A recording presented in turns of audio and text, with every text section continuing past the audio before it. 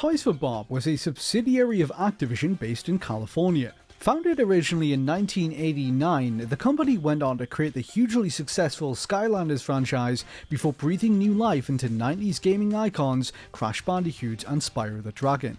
For a time, the studio appeared to be going from strength to strength, until the early 2020s when their staff numbers steadily dwindled and they stopped making games of their own, with one notable exception.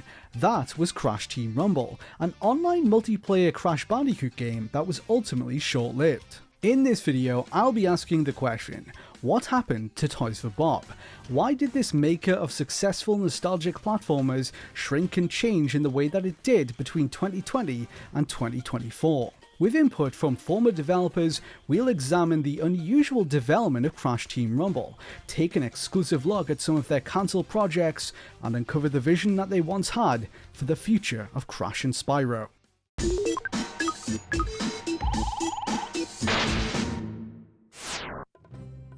Toys for Bob marked its debut in 1991 with Star Control, a landmark sci-fi strategy action game for home computers and the Sega Mega Drive. In the following years, they would develop a number of follow-ups before their pivot to licensed games around the turn of the century. Throughout the 2000s, games using TV and film licenses were a booming business, and Toys for Bob was keen to take advantage of that.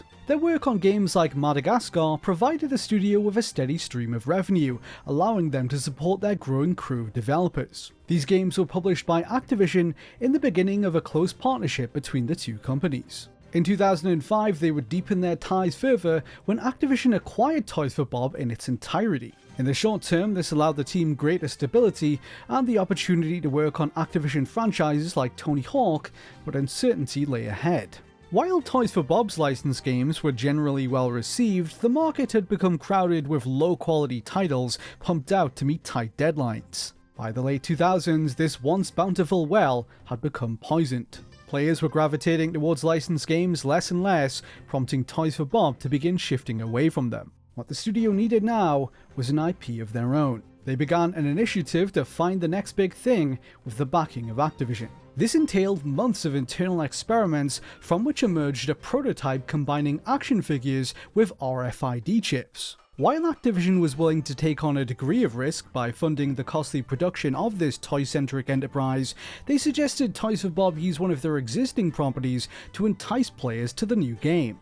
They would ultimately choose Spyro, a decision that studio founder Paul Ritchie has said was key to defining the style and humor of the series, and instrumental to it finding an audience. The project was given the working title of Spyro's Kingdom, before eventually evolving into Skylanders Spyro's Adventure, which launched in 2011 to huge commercial success. This marked the genesis of a popular new franchise, spawning multiple sequels and spin-offs. Toys for Bob would go on to develop these games alongside fellow Activision subsidiary Vicarious Visions throughout the 2010s. But the Toys to Life craze that the developers had kickstarted with Skylanders eventually trailed off as the decade went on. The market grew increasingly saturated, and consumers in turn started to lose interest, leading to a decline in sales. The true death knell for Skylanders, however, arrived in 2016 with the launch of Skylanders Imaginators from Toys for Bob. This game brought with it a number of new features, including the option to make your own Skylanders and playable Crash Bandicoot characters, but this wasn't enough to attract consumers. Although it was well received like previous entries, the game was a flop, selling only 66,000 units in its first month on sale in North America. This was a precipitous 41% drop from how its predecessor Skylanders Superchargers performed. Activision responded by scrapping future plans for the series, including a game early into development at Vicarious Visions. See my video on Vicarious Visions for more on that. Toys for Bob, meanwhile, was cast into another period of uncertainty. Rumours briefly swirled at Activision that their leadership was considering downsizing or even closing Toys for Bob altogether. Bitterly disappointed with the performance of Skylanders Imaginators, the studio became a prime candidate for cuts among Activision's heads. Ultimately, they elected to eliminate their art department almost entirely. Up until 2017, Toys for Bob had employed a team of full-time artists.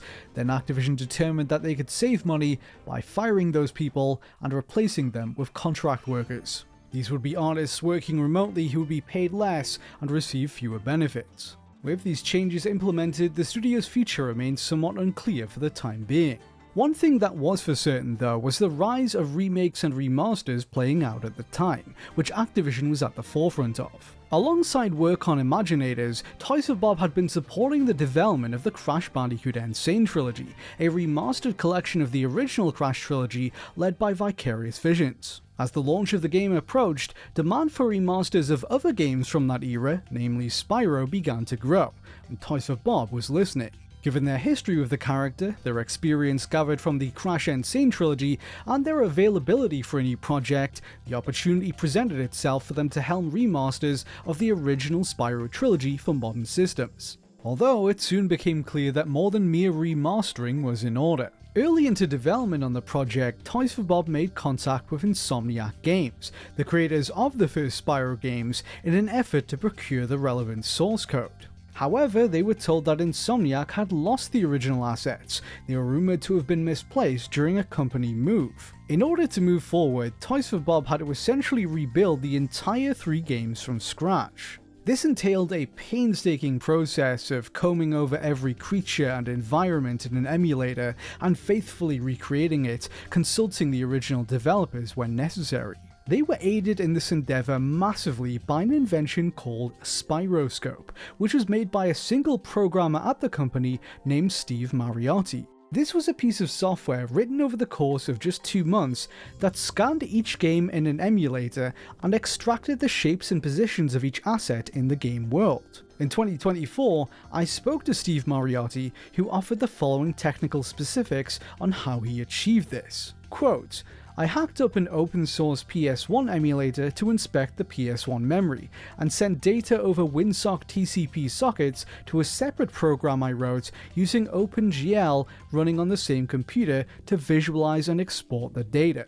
Spyroscope allowed them to essentially take a reading of each environment, including where every enemy and element was placed, so they could reimagine the art with the exact same scaling and level design intact. This would become an invaluable tool as they took on the enormous task of remaking 3 different games in around little over 1 year.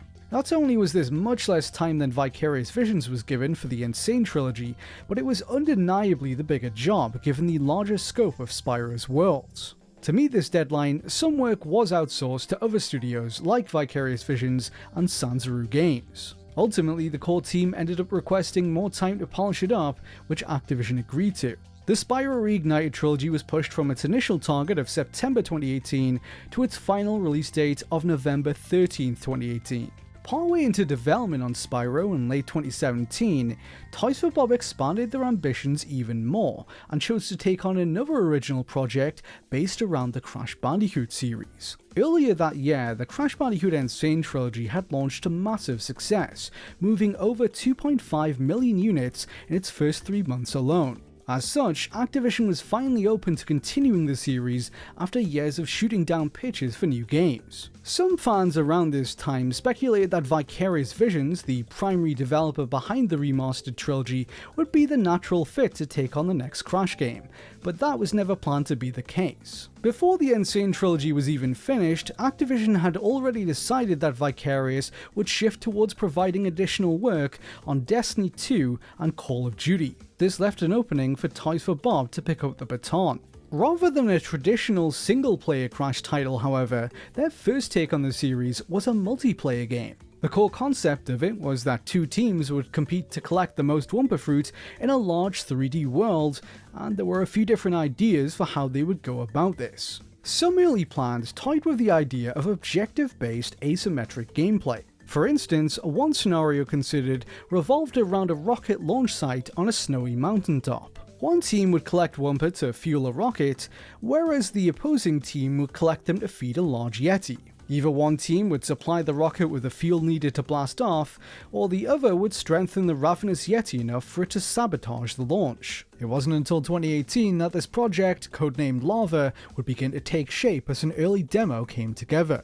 Internally, this prototype was often referred to simply as Crash Multiplayer, but its de facto working title was Wumpa League. In their demo, 2 teams of 4 would scour wide open 3D levels for Wumpa Fruits and bring it to their team's bank to add it to their total score. Matches played out over the course of 3 rounds, each one set in a different level, and the team with the most Wumpa banked at the end of each 5-minute round would score 1 point in a best of 3 setup.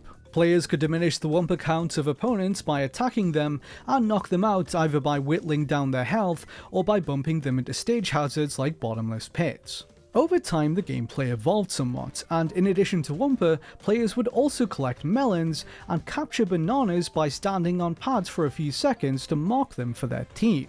A variety of different characters from the series were playable, including all of those later made playable in Crash Bandicoot 4, which were Crash, Coco, Torna, Dingodile, and Dr. Neocortex. Other characters being built for their prototypes around this stage included Fake Crash, Ripperoo, Papu Papu, N-Brio, N-Jin, and Nina Cortex. Each of the 5 characters from Crash 4 played essentially the same as they did in that game, with a few extra movement and combat options that were unique to each of them. For example, Cortex could launch himself vertically in a special move that doubled as an attack. All characters also came equipped with a parachute that could be deployed at any time with the left shoulder button to glide around levels. Players were able to catch updrafts with the parachutes in certain stages to propel themselves upwards. Some of these early prototypes utilized fan art as placeholder assets, such as this piece created by artist Fierce the Bandit, which was used in an early Wumpa League banner. The levels in Wumpa League were intended to be completely original creations inspired by the Crash universe, each with their own unique hazards and features. One tested out was a harbour in which players would run along boardwalks above a sea of toxic water. Every so often, waves would ripple through the level, forcing competitors to scale higher in order to survive. Players could take out their opponents by using a turret located towards the center of the battlefield. A creature known as the Wumpa Whale would swim throughout the map, which players could land on to rapidly gain Wumpas. Another level took place in a chemical plant, where liquid nitro filled the bottom of the level, but would periodically be drained, putting additional deposits of Wumpa fruit up for grabs for those willing to risk it. Many other stages were envisioned, such as Dr. N-Brio's mansion, a treacherous cliffside filled with exposed wiring and the remnants of his past experiments. There was a world set high above the clouds, a docking station for airships of different kinds, like a cargo plane players could bounce on. Players could even commandeer small aeroplanes to fly around and fire on opponents. Art also existed for a setting where players would ride minecarts. All of these levels were vast and wide open for exploration, a direction one developer told me was inspired by Super Mario 64. Early in development, Wumpa League toyed with a handful of mechanics that were ultimately never implemented, like animal companions who would assist you, mounts, wall running, rails characters could grind on, and the ability to grab and throw other players. At one point in 2018, the team even considered adding characters from other Activision franchises to the roster, such as Ghost from Call of Duty, who would have been joined by Riley the dog, although these characters never advanced beyond the concept phase. During this exploratory period, Wumpa League was being envisioned as a standalone multiplayer game, but as 2018 went on, the project entered a state of flux. After assembling their initial prototypes, Toys for Bob drew plans to create single-player tutorial levels for the game. These would have essentially served as a way to get players to grips with the moveset of each character before heading online. One of them was set in a prehistoric world where dinosaurs roamed. At some point in the making of these stages, Toys for Bob's leadership decided that they would instead use what they had built to develop a brand new single-player Crash Bandicoot game. This was initially discussed as a possible reboot of the series, codenamed Quantum. They went from putting the finishing touches on their Spyro trilogy to conceptualizing a Crash Bandicoot multiplayer game, and now a single-player title as well, all at various stages of development simultaneously. As work on Spyro was gradually wrapping up, Project Quantum shifted to become the studio's primary focus, with Wumpa League being put on the back burner. Toys for Bob knew that they wanted to do a new single-player Crash, but according to studio head Paul Yan, they arrived at the concept for their project by reviewing the critical and commercial success of each past game. They determined that the pinnacle of the series in terms of both sales and reviews was the first few games. Therefore, they decided to create a direct sequel to Crash Bandicoot Warped, the third game in the series, effectively ignoring titles that had taken place after it in the previous timeline. This project would become known as Crash 4, sometimes stylized with the A in Crash replaced with a 4 in some internal renders. The developers of Crash Bandicoot 4 made a concerted effort to make the game visually distinct from the Insane trilogy from the beginning, reasoning that they did not want it to be perceived as a sequel to the remasters or DLC for it. They wanted it to be immediately recognized as something new and standalone, hence its shift in art design. The look of the game would be guided by art director Josh Nadelberg, who had previously overseen the Spyro Reignited trilogy. Many of the same contracted artists from that project were retained to work on Crash. Over the course of pre-production, the game was subject to a number of notable cuts and changes as the developers honed their vision. At one point, they considered having recurring Crash foil Ripperoo return as a mini-boss in the Run It Bayou level, but this was later excluded due to time and resource constraints. One character that played a major role in the game was an alternate reality version of Crash's past love interest, Torna. Toys for Bob's artists proposed many different takes on the character, such as this rendition by Rob Duenas that adhered more closely to her original design, and some that were more radical, like one from James Lloyd Martin, which imagined her as wielding a boomerang and carrying a baby bandicoot in a pouch. Torna's boomerang was something heavily considered as a possible game mechanic throughout pre-production, appearing in a number of different sketches before being scrapped in favour of a grapple gun. Another element under consideration early on was the idea of having warp rooms, the 3D hubs present in Crash 2 and 3 that allowed players to enter levels in an order of their choosing. These were dropped as the team determined that they wanted to adopt a more linear structure for their narrative and gameplay design. The music of the game was given much thought as well, and could have taken a somewhat different direction at one point. Grant Kirkhope, the composer from such games as GoldenEye and Banjo-Kazooie, created a number of tracks to pitch his take on the game. He wrote demo songs based upon early level descriptions he was provided, but they were ultimately rejected. The final soundtrack was composed by Walter Mayer, who had previously worked on Killzone and Grand Theft Auto. Crash Bandicoot 4, or Quantum, had by all accounts a symbiotic relationship with its counterpart Project Lava, aka Wumpa League. Technology, character movesets, and tutorial levels were lifted from Lava to become the initial basis for Crash 4. A prime example of this is the aforementioned prehistoric stage from Lava, which later evolved into Crash 4's Dino Dash level, wherein the player is chased by a ravenous T-Rex. The notion of Wumpa League including those single-player tutorial levels was abandoned as Crash 4 became established. In a similar vein, many of the concepts for multiplayer maps in Wumpa League were reworked into stages for Crash 4. The Nitro Processing Plant became the level Nitro Processing. Cortex's mountaintop rocket site morphed into the Icy Mountain Lab seen throughout the 11th dimension. Ideas for a map set aboard aircrafts led to a set piece at the end of The Crate Escape, where Crash has to leap between cargo falling out of the back of an aeroplane.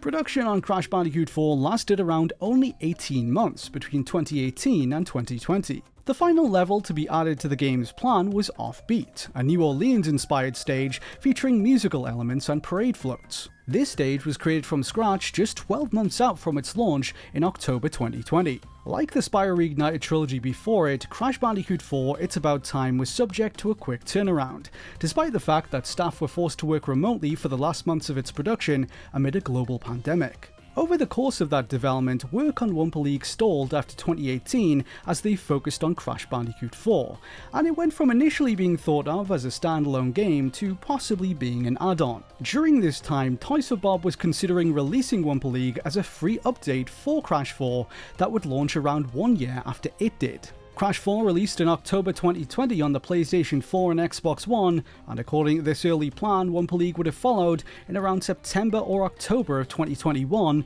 on those same platforms. In the months leading up to that, they were set to carry out both closed and open beta tests throughout the summer of 2021. Wumpa League was intended to launch with 12 levels and 16 different playable characters. Most of those would have been returning heroes and villains from across the series, but they had also considered a myriad of fully original characters made specially for this project. During early deliberations in 2018, artist Nicola Saviori put together a poster containing a plethora of fully original Crash characters he had conceived of. Former developers say that this was made as an inspiration piece. None of these new characters were formally approved for inclusion in the game, but served to demonstrate the diverse possibilities of the Crash universe in a multiplayer context. Despite it being a multiplayer project, the developers did explore ways for the Wumpa League to feature narrative elements that could have possibly unfolded over the course of future updates. In-universe, the Wumpa League would have been an esports style competition set in the Wumpa Islands that attracted people from all over the Crash Bandicoot world. Not only would past Crash characters like Ripperoo or Papu Papu have come out of the woodwork for it,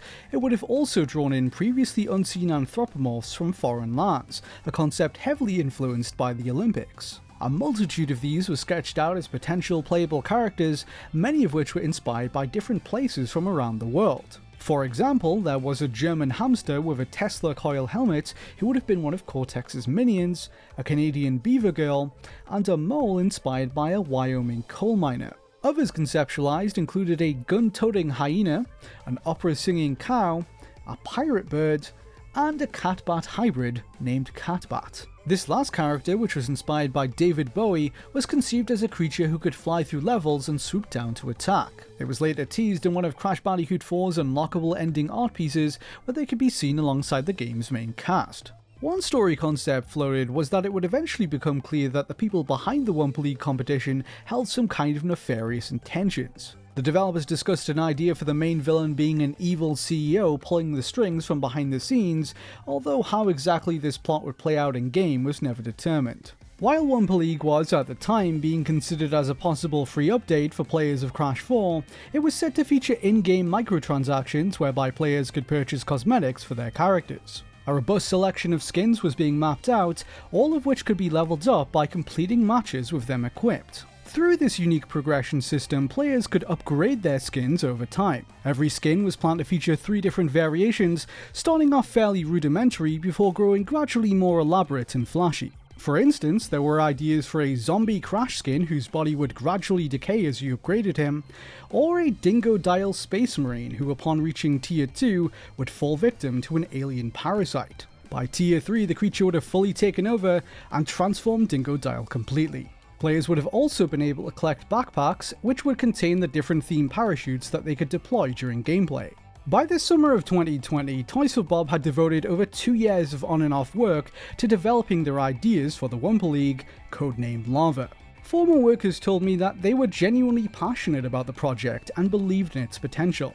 As it quietly continued in the background of Crash 4 midway through the year, the company began drawing plans for a third project that could have possibly been their most ambitious game yet.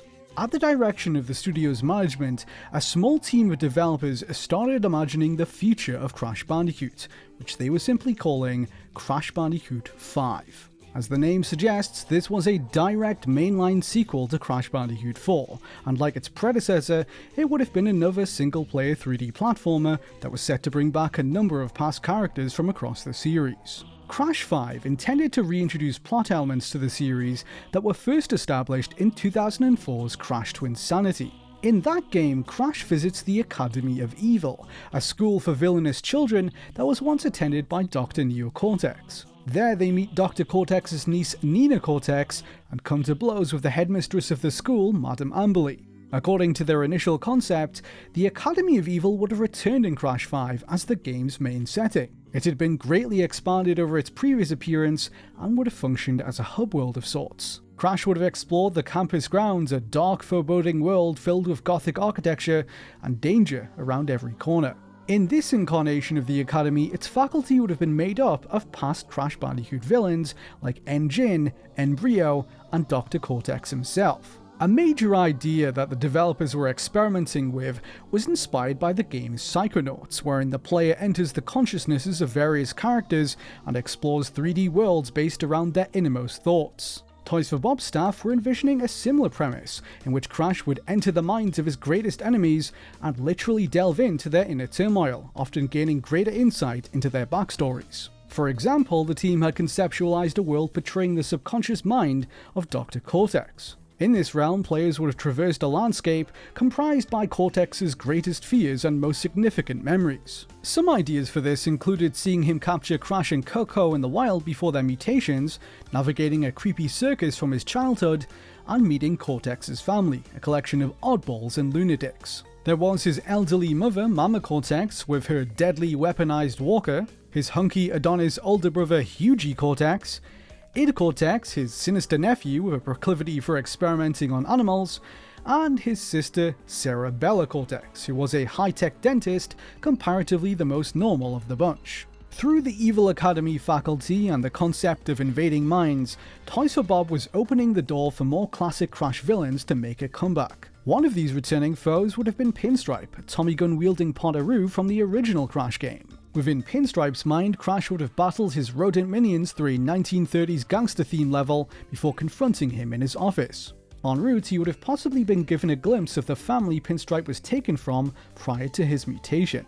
Another recurring baddie set to resurface was Tiny Tighe, whose mindscape would have manifested as a medieval-style area inspired by Dungeons & Dragons. In this section, Crash would have to navigate a perilous castle rigged with traps, making his way down to its cellar where he would find Tiny's lair, a hoard of gold, treasure, and weapons. Tiny would have eventually emerged from the shadows to fight him in the depths of his subconscious. Other characters lurking the Academy that were sketched out included Madame Amberly and Nina Cortex. This was the original concept for Crash 5, but as time went on, the project's ambitions expanded well past the scope of the Evil Academy. Soon they decided that the game's main antagonist would be Uka Uka, the masked spirit introduced in Crash Bandicoot Warped, who was set up to re-emerge in Crash 4's secret ending. In Crash 5, he would have returned with a vengeance, wreaking havoc across the Academy of Evil and beyond. In the story, Uka Uka would have gained access to an interdimensional portal hidden beneath the Academy that would allow him to travel to the universe of Spyro the Dragon. There he would use his magic on the Dragon Elders, cursing one of each of their feathers in a ritual to corrupt them. The Dragon Elders would then do his bidding, plunging Spyro's dimension into chaos, and in turn threatening Crash's home as well. Crash and Coco would follow his path of destruction and embark on an adventure traveling to and from Spyro's reality in pursuit. They would eventually encounter and befriend the heroic dragon, teaming up to restore the Dragon Elders and defeat Uka Uka. They would follow him through the various realms from the original Spyro game like artisans, beastmakers, and magic crafters, which they would find besieged by Uka Uka's sorcery. Along their journey, they'd collect dragon feathers as they undid the dark magic afflicting the various characters they'd run into. There were some considerations for feathers that would grant characters different special powers, similar to the masks from Crash 4. In addition to a variety of different dragons, other legacy Spyro characters like the Norks from the first game were being weighed up for appearances as well. On top of that, the team did contemplate adding more gender-swapped alternate universe characters into the mix, similar to how they did with Entropy in Crash 4. Female versions of the Komodo brothers from Crash Bandicoot 2 were among those sketched out.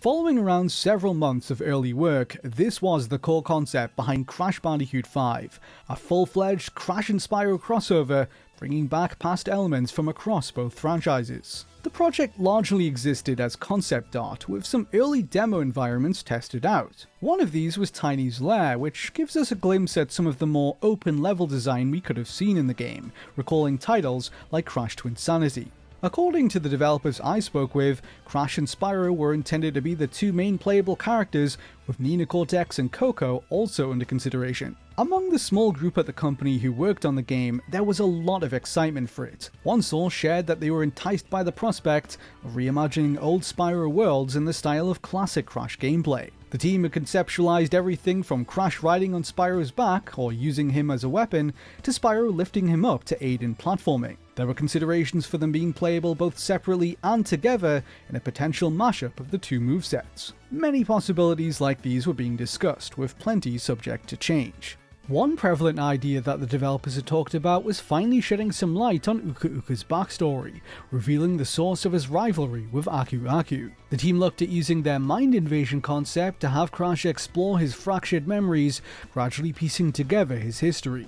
They were even ruminating on potentially showing the two masks in their original humanoid forms. It was a slightly darker sequel compared to the lighthearted It's About Time, both in terms of visuals and storytelling, with a greater emphasis on fleshing out the series' lore. Crash 5 was worked on for around 3 to 4 months between summer and November 2020 in an early pre-production state. In that intervening space of time, Crash Bandicoot 4 It's About Time launched on October 2nd, 2020 for the Xbox One and PS4. Toys for Bob planned to port it to the Nintendo Switch and PC for 2021. The studio's relatively small size had prevented them from being able to release it simultaneously on all platforms. Crash Bandicoot 4 received generally very positive reviews and became the highest rated Toys for Bob game yet at the time of release, gaining an 85% critic score on Metacritic. According to sources from Activision, the publisher had high sales targets for the game internally. This was largely due to the massive success of the Crash Insane trilogy that had sold well over 10 million copies by this point. Activision hoped that it would perform comparably, which it didn't quite manage to do. While Crash 4 was moderately successful by all accounts, its initial performance didn't live up to their lofty expectations. Although it secured the top spot on UK sales charts for 2 consecutive weeks, physical launch sales were down 80% from the Insane trilogy, according to GameIndustry.biz. In the US, sales were down too. Here's a telling statistic from Nielsen's Super Data Research, which tracked digital sales data for video games throughout the US. In particular, they reported first month sales. The Crash Bandicoot Insane trilogy released on June 30th, 2017, and despite it coming out on the final day of that month, it recorded 520,000 digital sales on that day alone. Crash Bandicoot 4 It's About Time launched on October 2nd, 2020 and sold 402,000 throughout that entire month in the same region. The Insane trilogy comfortably outsold it within 1 day versus 30 days. Superdata Research speculated that Crash 4 being priced at $59.99, $20 more than the Insane trilogy, and launching in a crowded release season could have harmed its sales potential. Less than 2 weeks before its debut, Nintendo published Super Mario 3D All-Stars, a collection of 3D Mario platformers that was highly successful. In the days leading up to it, breakout hits like Hades and Genshin Impact landed. On the same day as Crash 4, EA released a new Star Wars game, Star Wars Squadrons, on the same platforms as it. FIFA 2021 came out 1 week later. To make matters worse, Activision had dropped Crash 4 1 month before the launch of the PS5 and Xbox Series consoles, with no next-generation versions or upgrades announced. Those wouldn't arrive until the following year. When I spoke to different former Toys for Bob employees, however, they pointed to the lack of a Nintendo Switch version at launch as a critical mistake, citing the popularity of 3D platformers on that console. Activision has been coy about the exact numbers Crash Bandicoot 4 sold in the years after, but according to the people I spoke to, it was financially successful. In 2024, Toys for Bob design director Toby Schacht claimed on LinkedIn that it had reached 5 million units sold. Within the first month, though, it fell short of Activision's high expectations, with drastic consequences. Throughout the summer of 2020, work on Wumpa League, or Lava, slowed down, and days after Crash 4's launch, the project was being second-guessed altogether. Since 2018, Toys for Bob had gone back and forth on whether Wumpa League would be released as an add-on or a standalone game. By the time Crash 4 was finished, there was still some uncertainty around this. In the end, Activision wasn't interested in either and shot down their proposal to put it into full production, sending them back to the drawing board. Ex-developers indicated that the publisher had lost confidence in it, motivated at least in part by early Crash 4 sales numbers. By the time it was halted, a considerable amount of progress had been made on it. A variety of different character movesets had been built, and dozens of skins practically finished. As October 2020 went on, the company's heads believed that they would have a better chance of justifying its existence to Activision Blizzard if it became linked to other properties they owned. As such, they drew plans to revamp the Wumpa League as a crossover multiplayer game centered around an all-star lineup of Blizzard icons. This quickly morphed into being focused solely on World of Warcraft characters like Thrall and Uther the Lightbringer, all of which were reimagined in a cartoony art style akin to the studio's previous works. It was intended to have essentially the same gameplay style as Wumpa League, a competitive multiplayer platformer. Developers who were privy to this pitch said that internally there was limited enthusiasm for this shakeup, but it would prove ultimately short-lived. Blizzard had no interest in this alternate take on their franchise and shot down the idea towards the end of October. In the weeks that followed, Toys for Bob attempted to salvage some of their work by again repurposing the bones of the project. In November 2020, they developed a pitch for what could have been their first original property since Skylanders, which was called Monster Mechs. This was planned to be an online multiplayer game about small creatures who would pilot mech suits to do battle. Players could collect different parts like arms, legs, and chest armor, and create their own mech by combining together the pieces they liked best. This endeavor lasted only a few weeks before being rejected by Activision, who was not interested in funding it. Then, 6 weeks after Crash Bandicoot 4 launched, the axe fell on its planned sequel. Its developers had hoped to transition into full production in the near future, building upon what they had learned from both Crash 4 and the Spyro Reignited trilogy to take their work to new heights. Despite an extensively mapped out plan, Activision was not willing to move forward with it. In November 2020, Crash Bandicoot 5 was cancelled. The publisher was, in general, pulling back from producing big-budget single-player games at the time, and had turned down a number of such pitches from their other subsidiaries, including new Tony Hawk titles. Instead, they wanted to focus on multiplayer franchises using the games as a service model, which had proven financially successful. The initial sales figures for Crash 4 only spurred them on further in this direction. In the aftermath of Crash 5's cancellation, there were brief talks about combining their Crash Spyro crossover and multiplayer concepts together, but for the time being, Project Lava was effectively shelved. As Toys for Bob's projects were shut down, Activision decided that they would begin to work primarily on providing support for future Call of Duty releases. They joined around 3,000 other people across various studios around the world that were working on the franchise at the time. Amid this reshuffling, numerous employees expressed their profound disappointment to me about this turn of events. The making of Crash 4 and Wumpa League by all accounts had a scrappy, improvisational quality to it, a lot of room for experimentation with ideas regularly in flux. By the time Crash 5 came around, the developers had honed their process, and had a much stronger sense of direction going into it.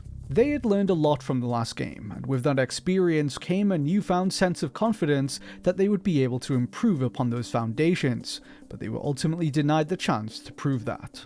In the months after, a number of developers from Crash 4 began to leave the studio, some of which were disillusioned by the fate of its sequel and completely opposed to working on Call of Duty, according to several people I spoke to.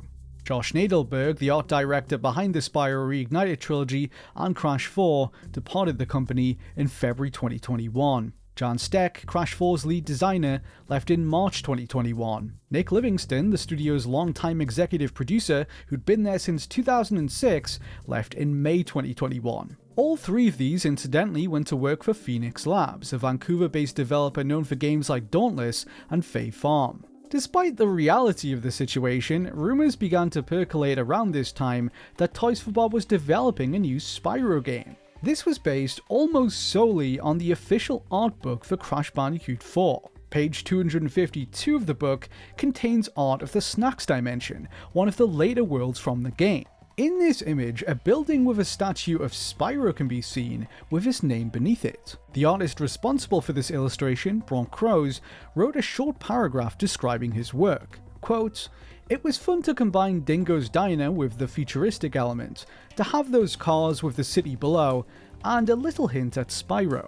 Many fans took this to mean that Toys for Bob was teasing a new Spyro title, leading to a number of news outlets picking up the story. One site, GameReactor.eu, even went as far as using the headline Spyro 4 all but confirmed. Regardless of all this hype, Toys for Bob was not working on Spyro 4 at the time, nor was this image teasing anything. I confirmed this after contacting Bronk Crows, the artist behind the piece, who told me that it wasn't a hint at a new game at all. He was a freelancer who worked on the project via an external outsourcing studio for art, and was not directed by Toys for Bob or Activision to add Spyro.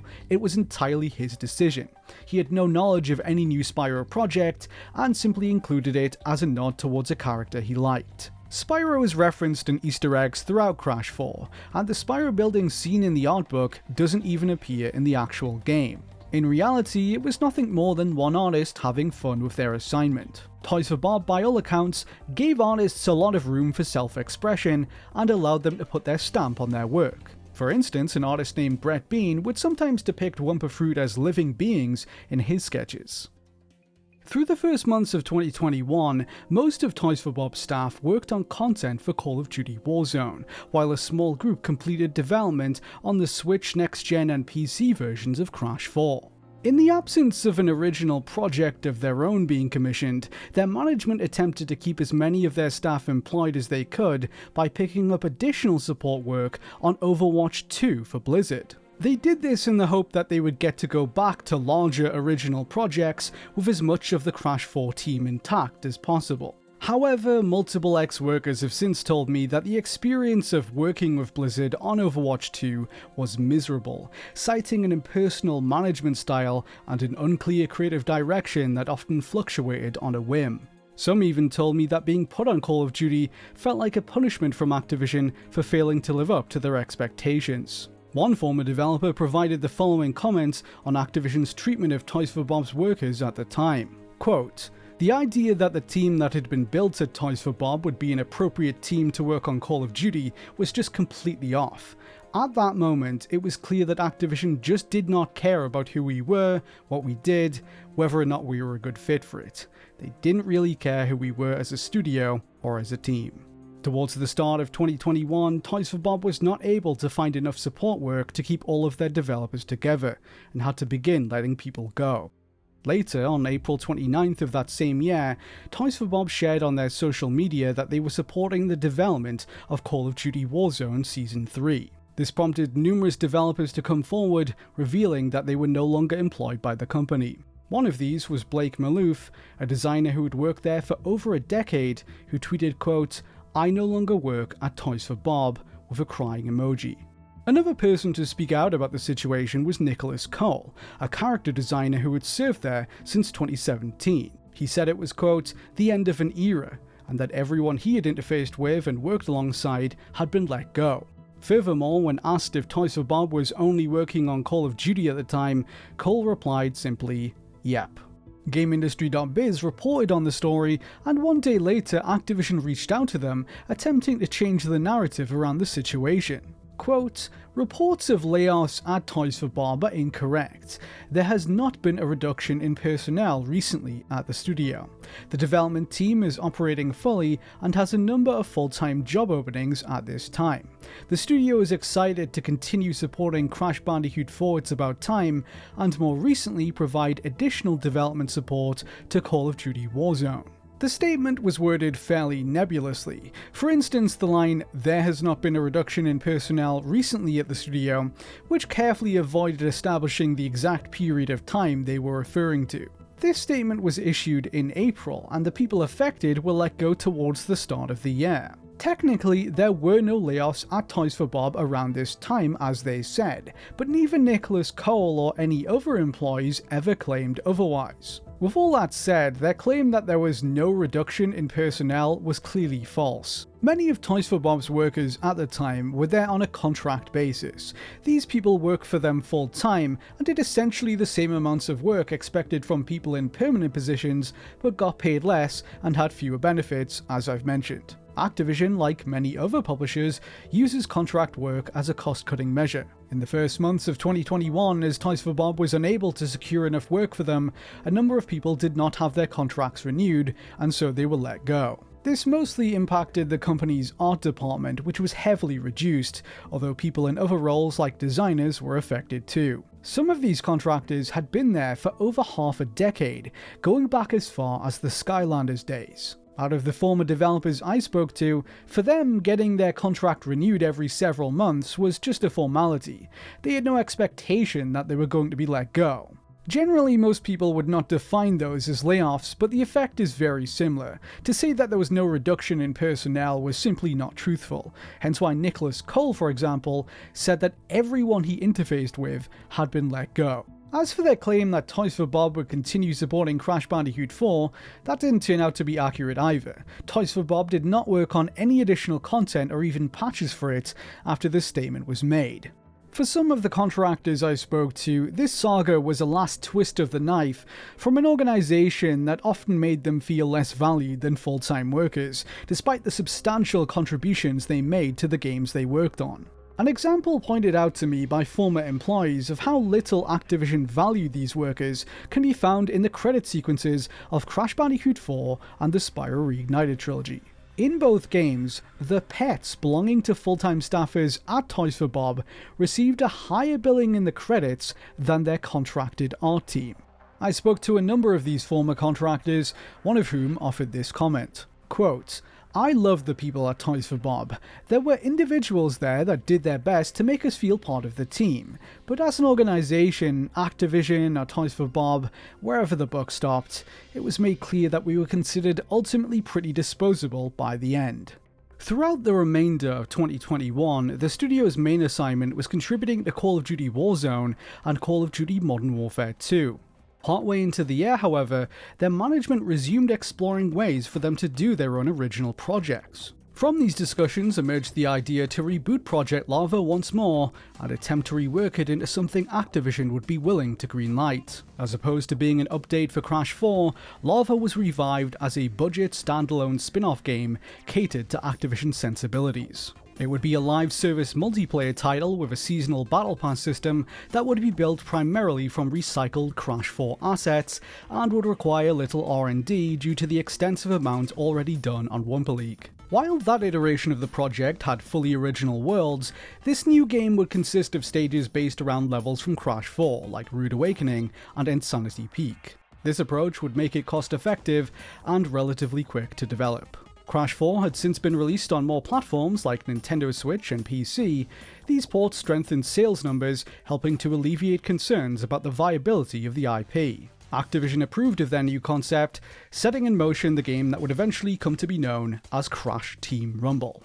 While a lot of the relatively small studio continued providing support for Call of Duty, the remainder worked on Rumble. The game's ambitions were vastly scaled back from what was proposed with Wumpa League. Not only were plans for fully original locations dropped, the levels in Rumble were generally much smaller arena-type environments than those built for its prior iteration. Due to this downsizing, the parachute mechanic that had previously enabled players to glide around its expansive environments was dropped entirely, although the game retained the backpacks that once housed them as unlockable cosmetics. The idea of having multi-tiered skins that would evolve as players leveled them up was stripped out too, in another example of budget trimming. Rumble also abandoned the concept of having other types of fruits scattered throughout levels. While melons were removed entirely, the idea behind bananas, pads players had to stand on to capture, was reworked into gems. These functioned essentially the same, but would provide a temporary boost to the amount of Wumpa fruit banked by a team if they managed to activate a full set of gem pads. Another old idea that made a return was the Wumpa Whale. Previously, this was a stage element players could ride on to amass Wumpa, but in Rumble it was reimagined as its own mode. Players had to collect relics from around stages and bring them to a bank to summon the Wumpa Whale. The team to successfully bring about the whale would rapidly gain Wumpa, while the opposing team would have to frighten the creature off by collecting rubber ducks. The whale in the final game maintained the low-poly appearance of the model used during the prototyping phase. This game type was experimented with throughout Crash Team Rumble's run, appearing occasionally as a limited time mode. While the developers had considered including story content of some kind during Wumpa League, Rumble did away with that notion altogether and was focused solely on a multiplayer experience. The only hint of any narrative elements existed outside the game itself. Alongside each seasonal update, Toys for Bob released a short webcomic introducing each new character. These comics were illustrated by Nicola Saviori, who had previously worked at Toys for Bob on Spyro, Crash 4, and Rumble's earlier incarnations. The first of these told the backstory of Catbat, a character originally imagined for Wumpa League who was revealed to have been an escaped experiment of Cortex's with a passion for rock music. Catbat would, in the end, be the only original character to be carried over from Wumpa League to Crash Team Rumble. For some former Toys for Bob workers, seeing Wumpa League be reworked into a new scaled-back form was a bittersweet experience. Here's what one of them had to say about that. Quote, "I think Rumble was fun, but Rumble was a skeleton of what it was intended to be in the end. Very few assets were created originally for Rumble. It was all asset reuse from the games we did create. Very little of what was intended to be the multiplayer project actually survived. But the core of the gameplay loop I actually thought was still fun. I just feel like all around you could sense that it was not given the full love and attention it would have gotten had it been developed as a serious product. While Toys for Bob was quietly pitching their revival of Project Lava in mid-2021, speculation around the Wumpa League reached a fever pitch. Although that iteration of the project was effectively no more by this point, it was widely believed to still be coming. This was largely down to two different factors. Assets from Wumpa League were discovered inside Crash 4, and the fact that a piece of official marketing material had referenced Wumpa League by name. Back at the end of November 2020, after Wumpa League had stopped development, the official Crash Bandicoot social media accounts released an advertisement paying homage to the Uncharted series. In this clip, Crash and Coco are seen playing Uncharted 4, a nod to a scene from that game in which Nathan Drake and Elena Fisher play the original Crash Bandicoot. This video primarily served as an advertisement for Crash 4 going into the holiday season, but it also included a small teaser for the once planned Wumpa League. As the camera pulls away from Crash and Coco, a sign spelling out the words Wumpa League can be seen in the distance. I spoke to an Activision source who revealed that this video was locked in months before being posted. Regardless, it would lead to lasting confusion as rumours and speculation ran rampant throughout 2021. A number of different theories gained traction over this period, the most prominent of which baselessly claimed that Wumpa League was a party game linked to the PS1 spin-off title Crash Bash. Further fuel was dumped onto the fire by Toys for Bob themselves during an August 2021 GDC presentation on the making of Crash Bandicoot 4. During this talk, studio head Paul Yan discussed the early days of pre-production when they were deliberating over what Crash 4 would and would not be, attempting to hone in on its identity. As he talked about this, he displayed a slide in which Wumpa League could be seen among the different facets of Crash 4's development listed, gesturing towards the fact that the two projects were developed in tandem. On another occasion, the presentation briefly cut to a cropped piece of key art from Wumpa League. In both instances, Paul Yan didn't verbally acknowledge these references and continued talking in what was clearly supposed to be a tip of the hat towards an unrealized concept they had once hoped to produce. On top of that, in September 2021, they released a video marking Crash's 25th anniversary, which ended with co-studio head Avery Lodato saying, "Happy 25th anniversary, Crash, we'll see more of you very soon." With this, discourse around the project only grew more frenzied. In December of 2021, this would lead to the official Twitter account for the game show Who Wants to Be a Millionaire tweeting a poll which asked, "For real, where is Wumpa League?" Over 3,000 people participated in the poll, with Dead emerging as the top choice. Whereas its former iteration Wumpa League was no more by this point, Project Lava was very much alive, quietly under development at Toys for Bob, although it would be another 12 months before fans would get to see it. While Toys for Bob projects before it had utilised outsourcing as standard practice, Crash Team Rumble leaned on it slightly more heavily. Due to their art department being reduced considerably in 2021, external companies like Airborne Studios in Germany were contracted to pick up the slack. Airborne had previously worked on both Crash 4 and Wumpa League, but their contribution to Rumble was slightly more extensive. They helped to realise stages for the game and a multitude of different skins for characters. Over the course of development, the core team continued to experiment with ideas for how those skins would be doled out,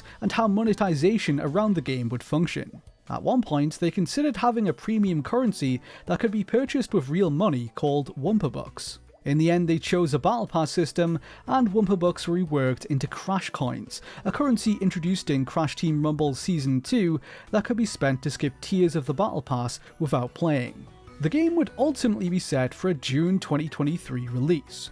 In the meantime, fans would endure a year of false theories and hoaxes, suggesting it would appear at Summer Games Fest, Gamescom, and other events. It was eventually announced in December 2022 at the Game Awards, wherein a Crash Bandicoot mascot rappelled down onto the stage to present its debut trailer. The unveiling brought to a close 2 solid years of speculation following the initial Wumpa League teasers in late 2020. It was set for release on PS4, PS5, Xbox One, and Xbox Series consoles. In the following months, advertising around it was sparse, with only occasional details trickling out through press previews. It was revealed that the game would receive both standard and deluxe editions. The standard version, which was digital only, was sold for $30 or £25 in the UK, whereas the deluxe retailed for $40 or £35 and was available both physically and digitally. The standard included a premium battle pass for the first season, while the deluxe had premium battle passes for seasons 1 and 2, the option to instantly unlock the first 25 tiers of season 1's battle pass, and an unlock code for the proto pack. This was a line of exclusive skins derived from the prototype character models used in their early Wumpa League demo. Both editions came with pre-order bonuses, which were access to a retro Torna skin and entry into a closed beta held on the 20th of April 2023. Toys for Bob had planned a stream of new content lasting at least 1 year after launch, but according to some involved in the development, Activision was already pulling back on their support for it before it was even released. Around the launch of Crash Team Rumble, an outsourced studio that had been working closely with Activision on the game was told that their services would no longer be required. This came as a surprise to those involved who had previously been under the impression they would be working on the game into the indefinite future. Crash Team Rumble was finally released on the 20th of June 2023 and received mixed reviews from critics, landing an average score of 67 on Metacritic. Many praised its core gameplay loop while criticizing its monetization and progression systems. Sales for the title were markedly slow out of the gate. After just 2 weeks on the market, it was outsold in the UK by the Crash N. Sane trilogy, which released 6 years prior. By the following week, it had dropped out of the charts altogether. 5 days after launch, Videogamer.com reported that Rumble's viewing figures on Twitch had already dipped below 30 people, a figure they used to brand the game as dead on arrival. TrueTrophies.com was another source for the game's underwhelming metrics. Their data indicated that during launch week, its PS5 player count was 69% lower than a 2-year-old Peppa Pig game. It then hemorrhaged active players in the subsequent weeks, dropping out of the top 200 most played games on the PlayStation Network within its first month on sale. After having been in the works on and off since 2017, Crash Team Rumble arrived late to a live service trend in the games industry. The market for games like this had become largely consolidated into a handful of heavy hitters like Fortnite and Call of Duty, and in 2023, carving out an audience in this competitive field was becoming increasingly difficult. In the months leading up to Rumble's release, numerous live service titles were discontinued, including Marvel's Avengers, Babylon's Fall, Crossfire X, Knockout City, and Rumbleverse. All of these came to an end in the first half of 2023 alone. Crash Team Rumble, like many of these games, failed to make a dent. Shortly after its launch, I set up a survey to find out why so many people had chosen not to play it. From around 500 people, here were the most popular reasons given. 12% of people said that it was not released on their platform of choice. The game launched only on PlayStation and Xbox consoles, skipping PC and Nintendo Switch altogether. 16% of those surveyed cited concerns about the payment model, the entry-level premium price tag, and or the battle pass and microtransaction systems. Many other more popular live service games like Overwatch 2 or Call of Duty have offered an entry-level free-to-play version, but Crash Team Rumble did not. Its cheapest version was sold for $30, and the game was heavily monetized with microtransactions within. 25% of people voted for what I would summarize as ineffective marketing or lack thereof. Many people responded by saying that they'd never even heard of the game, and a similarly large group told me that they didn't understand what it was. Either marketing didn't reach them or failed to convey what the game was. It debuted with a trailer that was entirely CGI, and when Activision finally did show in-game footage months later, there was no attempt to explain how the game actually worked. Audiences were told that it was a 4v4 game where you play as different Crash characters and attack one another, but that was about it. By far the most popular reason why people didn't play it, however, was that they were not interested in playing a Crash game in this style. 40% of the people who responded indicated that they were simply not looking for an arena-style online multiplayer Crash game with live service elements, and this was something that commentators had raised the alarm about during previews.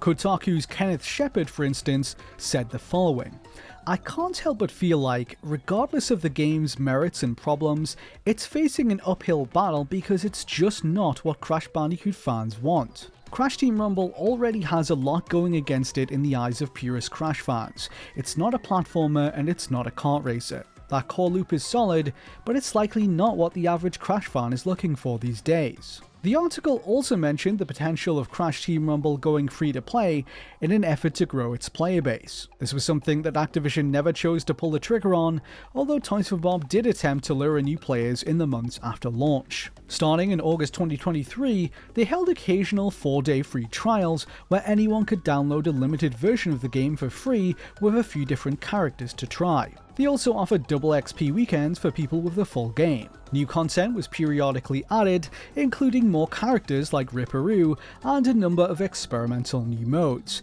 However, these efforts failed to move the needle in any meaningful way in terms of growing Rumble's audience. In the game's second season, they continued adding new maps and limited time modes, as well as kicking off an ongoing crossover with the Spyro franchise. This season introduced Spyro 2 villain Ripto as a playable character whose arrival was explained via a short tie-in comic as him being inadvertently summoned through a dimensional portal. The addition of Ripto would herald the arrival of more Spyro characters in Season 3, which started in December, the Purple Dragon himself and his friend Allura. This round of content came with 2 new maps, both based around locations from the series, Artisan's Arena and Summer Forest. Season 3 also marked the conclusion of the webcomic series, which saw Crash characters travelling to Spyro's dimension and recruiting him to deal with Ripto. 3 years after the cancellation of Crash Bandicoot 5, Toys for Bob was finally able to realise their Crash Spyro crossover within Crash Team Rumble. Unbeknownst to many, they even hid material from Crash 5 in the game. Special unlockable banners were included in the Season 3 Battle Pass, which were made from concept art created for Crash 5. This included one named Tag Team, in which Crash and Spyro can be seen adventuring together in the Beastmaker's world. In typical winking Toys for Bob fashion, the developers were able to sneak in nods to a project that they were never able to bring to fruition.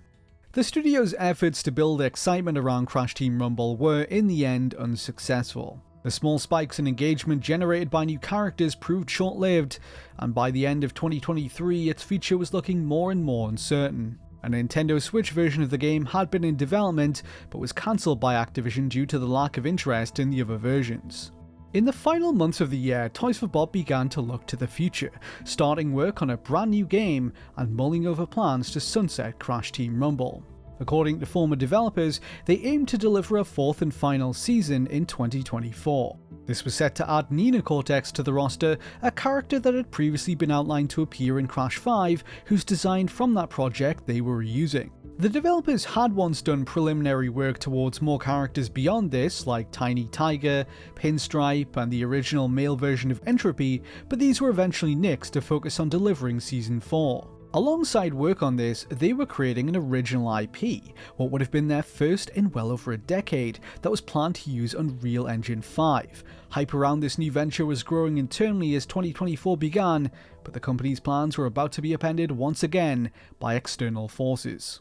In October 2023, Microsoft completed its acquisition of Activision Blizzard, following an extensive and tumultuous battle with regulators. They now owned one of gaming's biggest publishers, and Toys for Bob with it.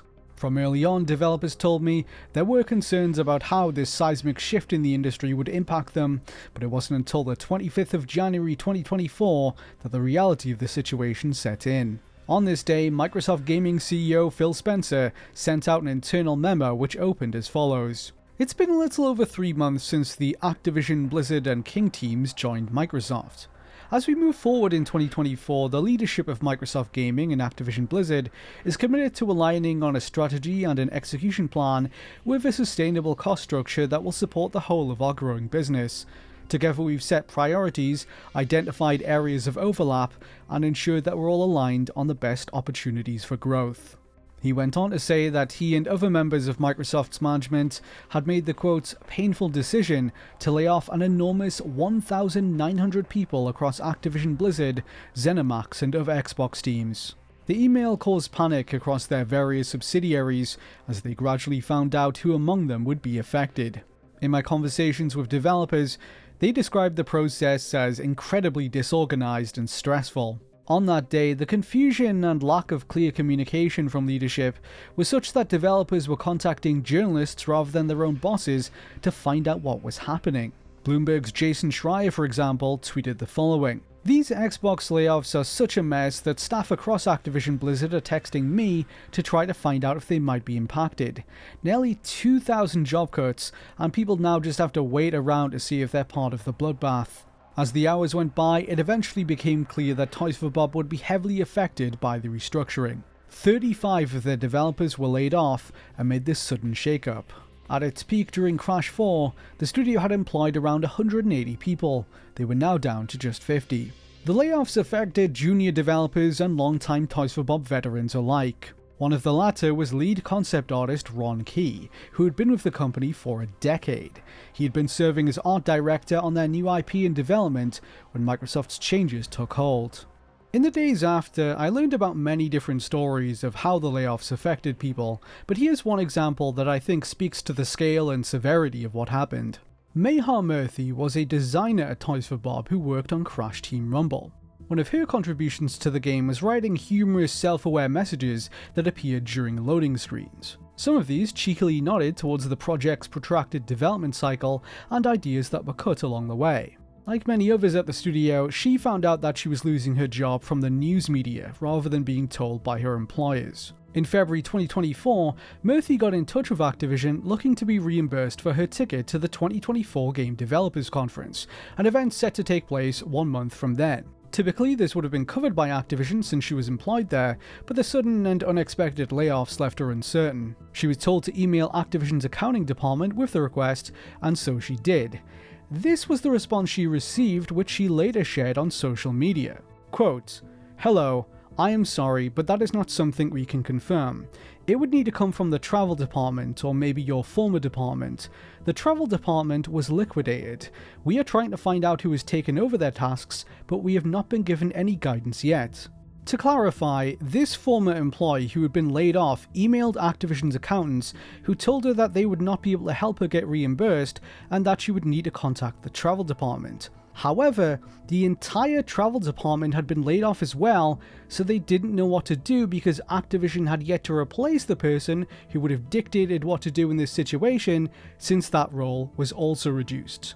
This is just a small slice of what some people were faced with in early 2024, and it serves to illustrate the bedlam that Microsoft left in their wake. The Activision Blizzard layoffs were met with intense criticism from consumers, journalists, and politicians alike. The FTC, who had tried unsuccessfully to prevent Microsoft's acquisition of Activision Blizzard, claimed that the tech giant had made false promises about how it intended to run the publisher. Microsoft had stated unequivocally in court that they intended to be hands-off in their management of Activision Blizzard and said that they would be able to operate independently.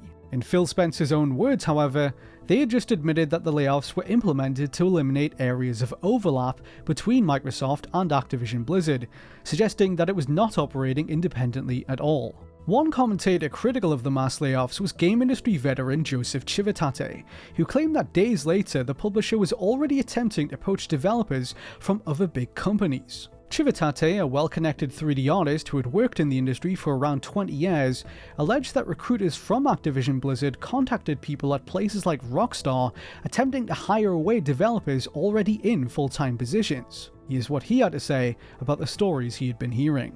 Quote, "Activision Blizzard would rather try to poach someone who's currently employed instead of hiring any of their talented, recently laid off former employees into the role, or transferring them instead of laying them off in the first place. Applying for jobs at Activision Blizzard is just data harvesting for them. They would rather poach someone else who's currently employed just to eventually lay them off too the next time Microsoft needs to make their stock price go up a nickel to meet their quarterly quotas." Microsoft released their quarterly earnings report 5 days after the restructuring, revealing that their gaming revenues had gone up 61%, largely due to the Activision Blizzard acquisition. Days later, Toys for Bob's headquarters in California was shuttered as part of the new cuts. While many of their staff had worked remotely in the previous few years, their vibrant Tighe-themed offices had been held up as a source of pride for the company. With their HQ closed, the remaining staff switched to working remotely full-time in February 2024, a month that would bring further upheaval. Some reports at the time attempted to spin the situation in a positive light, but these claims are difficult to reconcile with the reality behind the scenes. Microsoft's overhaul of Activision Blizzard devastated Toys for Bob. Along with 40% of their workforce being abruptly laid off and their offices closed, the cost-cutting led to their new IP being discontinued and Crash Team Rumble's life support being pulled. Rumble had started with tepid sales and never managed to recover. Adding Spyro and other characters had done little to turn things around. For some perspective, let's briefly compare its Twitch viewership numbers to two other Activision Blizzard live service games active at the time. On the 12th of February 2024, over 52,000 people were watching live streams of Call of Duty Warzone. Overwatch 2 had around 58,000 viewers. Crash Team Rumble had an average of 7. The game never came anywhere close to breaking out of its niche audience. As a result, plans for a fourth and last season were scrapped. It was around just over 1 month away from being ready at the time the call was made. With support for the project now gone, developers hastily reworked some of what they had finished, like unreleased cosmetics, as part of a final free battle pass. The game was set up to end on a whimper compared to the bang they had once hoped to go out on. As the dust was settling, Toys for Bob's heads entered discussions with Microsoft to go independent. The studio had been a part of the Activision umbrella for nearly 2 decades, and had seen its share of highs and lows since then. With fresh leadership overseeing Activision Blizzard, they took the opportunity to renegotiate the terms of their relationship and were successful. Microsoft granted them their independence and a fresh start. On the 28th of February 2024, the company's future plans were revealed to the public via a blog entry on their website. Quote, "We're thrilled to announce that Toys for Bob is spinning off as an independent game development studio. This opportunity allows us to return to our roots of being a small and nimble studio."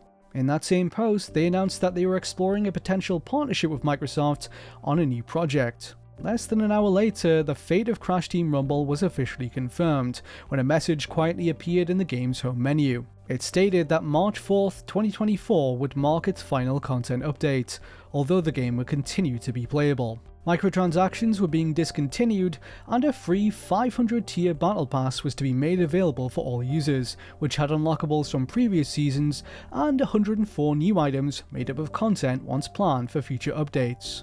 It even included an unlockable Season 4 icon in memory of the final season that they were prevented from finishing. The end of Crash Team Rumble was noticeably unceremonious. Outside of this single, concisely worded message, neither Toys for Bob or Activision chose to acknowledge it on any of their official channels. No eulogies from the development team, no mentions of it on social media, or even their official website. This would lead to some confusion among fans who hadn't seen the easily missed in-game message that would later vanish altogether. For context, Toys for Bob had routinely made posts about their in-game events on sites like Twitter and Facebook in the months prior. Even when the game made a bevy of content free for users on March 4th, all parties remained quiet on it. It was clear that the project was something that they had chosen to move on from. In the end, the studio managed to weather this storm under an embattled Activision Blizzard. They entered a new era of independence, setting their sights on a partnership with Microsoft. Over the previous several years, they had gradually lost a lot of their workers, their headquarters, and suffered multiple cancellations along the way. This was the outcome of a parent company in crisis that had lost faith in traditional single-player games, struggling to find a place for Toys for Bob in their pivot towards the games-as-a-service model.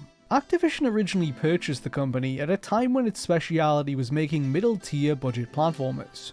Despite how successful their single-player games continue to be, the publisher had Toys for Bob move away from what they had been built to do in order to supplement their drive for live service content. This disconnected, one-size-fits-all management style led to a slump in morale, developers leaving, and eventually an online-only Crash game that audiences rejected. Consider also the fact that in the almost 20 years that Activision owned Toys for Bob, they were only ever allowed to ship one original IP, and it was the most successful endeavour they ever embarked upon together. After squeezing every last penny out of Skylanders, Activision then refused to ever again take a gamble on any new property they wanted to attempt, as they became increasingly averse to risk.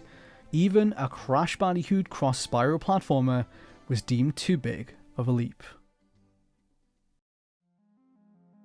The Game Boy, notable for such landmark titles as Tetris, Super Mario Land, and Link's Awakening. For some players, however, their nostalgia towards the system is tied not only to its games, but its wild assortment of accessories. The era produced a glut of unexpected peripherals for the device.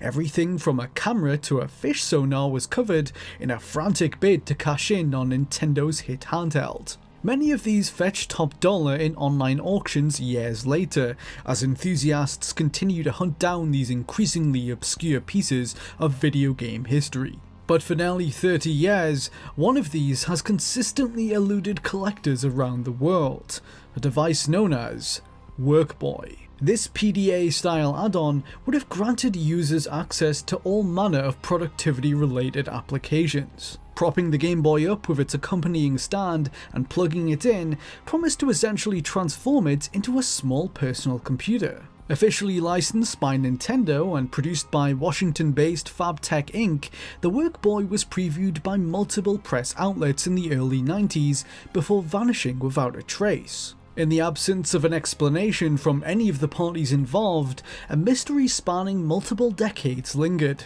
What really happened to the Workboy, and would it be possible for me to find one nearly 30 years later? I set out to answer these questions and more. The result was an investigation spanning many months. In this edition of Game History Secrets, I bring you the story of the Workboy and my experiences with it.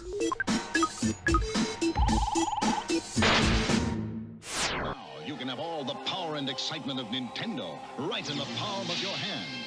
Tracing the origins of the Workboy takes us all the way back to the early 1990s. Online, information on its creation has been largely sourced from a small handful of gaming magazines that had written features on it back in the day, such as Nintendo Power. The Game Boy was in its prime, and two companies had joined forces across two continents to take advantage of this rapidly expanding user base. Source Research and Development in the UK designed the peripheral, and Fabtech, a Washington-based startup, was planning to produce it in close collaboration with Nintendo. Trademark filings indicate that the device was first registered by Nintendo of America in January 1992. Several months later, the Workboy came to the attention of the press when it made a couple of appearances at trade shows, most notably the Consumer Electronics Show in May. In the midst of a massive Nintendo presence at the event was a modest Fabtech booth where an early prototype could be glimpsed, displaying its various functions. Responses to the demonstration were largely positive. UK publication GameZone described it as an impressive little utility and said, Nintendo's success was visible by its showing at the CES. It virtually had a whole hangar to itself, filled with its own products and those of its developers, but there was little on offer that was radically different. Little, that is, except the Workboy. A Chicago Tribune writer, on the other hand, was less enamored with it, branding it as the exhibition's most ridiculous Nintendo peripheral. It's just the thing for the 12-year-old entrepreneur on the go, and it should be a big hit with young drug dealers everywhere, they said. These comments aside, the Workboy's star was clearly rising. The developers were being profiled in magazines, Nintendo was pushing it at events, and it was even given a glowing endorsement on UK television. Games Master, a popular UK video game TV show, ranked it as their #1 add-on for handheld consoles. What's more is that they had arranged to launch the Workboy exclusively at a Games Master live event, due to take place in December 1992. Games Master Live did go forward at Birmingham's NEC, but the Workboy was nowhere to be found. The show never revisited the topic, and the device was never again seen. Despite this, among those aware of the niche add-on, it has become commonly believed that it did receive a release, but that very few units were produced. This idea seemingly spread to popular internet series The Angry Video Game Nerd, as seen in his coverage of Game Boy accessories. Lots of these Game Boy accessories are rare. Some of the ones that I couldn't get my hands on are the Game Boy FM radio, the Workboy, where you can plug in a keyboard and turn the Game Boy into a personal computer, just in case you didn't like using a monitor. The truth is, however, that the Workboy was never released, and no prototype units have ever been recovered. To find out why, I began reaching out to former staff from Source R&D, its original creators. As I began my research in late 2019, it became apparent to me that I was not the first person to look into this. I spoke to a number of fellow writers and gaming history enthusiasts who had also attempted to get answers on why the Workboy had disappeared. Tracking down the developers of an unreleased peripheral from nearly 3 decades ago has its challenges. The two major companies behind it, Source and Fabtech, ceased operations long ago, and everyone who worked there has obviously moved on with their lives. They've found work in other industries, some of them have retired, and in some cases they've forgotten a lot of what they were privy to. But all was not lost. I did have a couple of leads to go on. A number of Source staff were featured in a 1992 issue of Game Zone magazine. Having both names and faces made tracking them down considerably easier. All these years later, the former members of Source typically maintained a fairly minimal internet presence, but thankfully the person whose insight I most sought was reachable. That was the original architect of the Workboy, Eddie Gill, who agreed to share his side of the story. Eddie founded Source in 1987. The company, based in Leeds, England, allowed him to realise his ambitions of inventing new technologies. Alongside these technological pursuits, they were also creating video games. This arm of the business led to them sometimes being referred to as Source the Software House. The company developed a number of titles, including Game Boy puzzle game Pyramids of Ra and Noah's Ark, a religious platformer for NES published by Konami. It was only a matter of time before the company's fascinations with technology and video games overlapped, and in early 1992, the Workboy was born.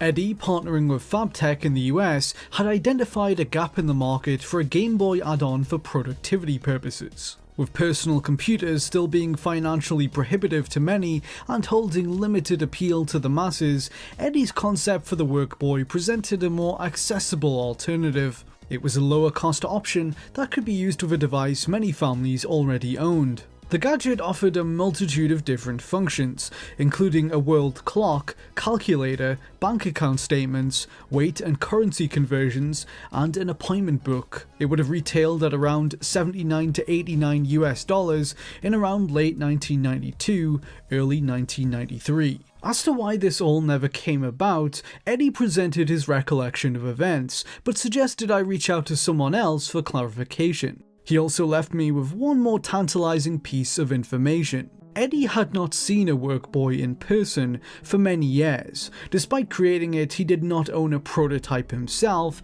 and believed that potentially only 2 were left in existence. One, he said, was rumoured to have been retained deep in the vaults of Nintendo, the other was possibly in the possession of a former colleague of his. This individual was Frank Ballou, the founder of Fabtech, who was in charge of production on the Workboy. Ballou was a games industry veteran of many years, having worked at numerous big companies at the dawn of the home console market. Years later, he had left the business behind and was imparting his wisdom at speaking gigs around the world. Skyping in from his home in Athens, Greece, Frank regaled me with how he came to be in charge of a lost Game Boy add-on. His time in the industry started in 1975 at Atari, where he became the vice president of marketing at their coin-operated games division.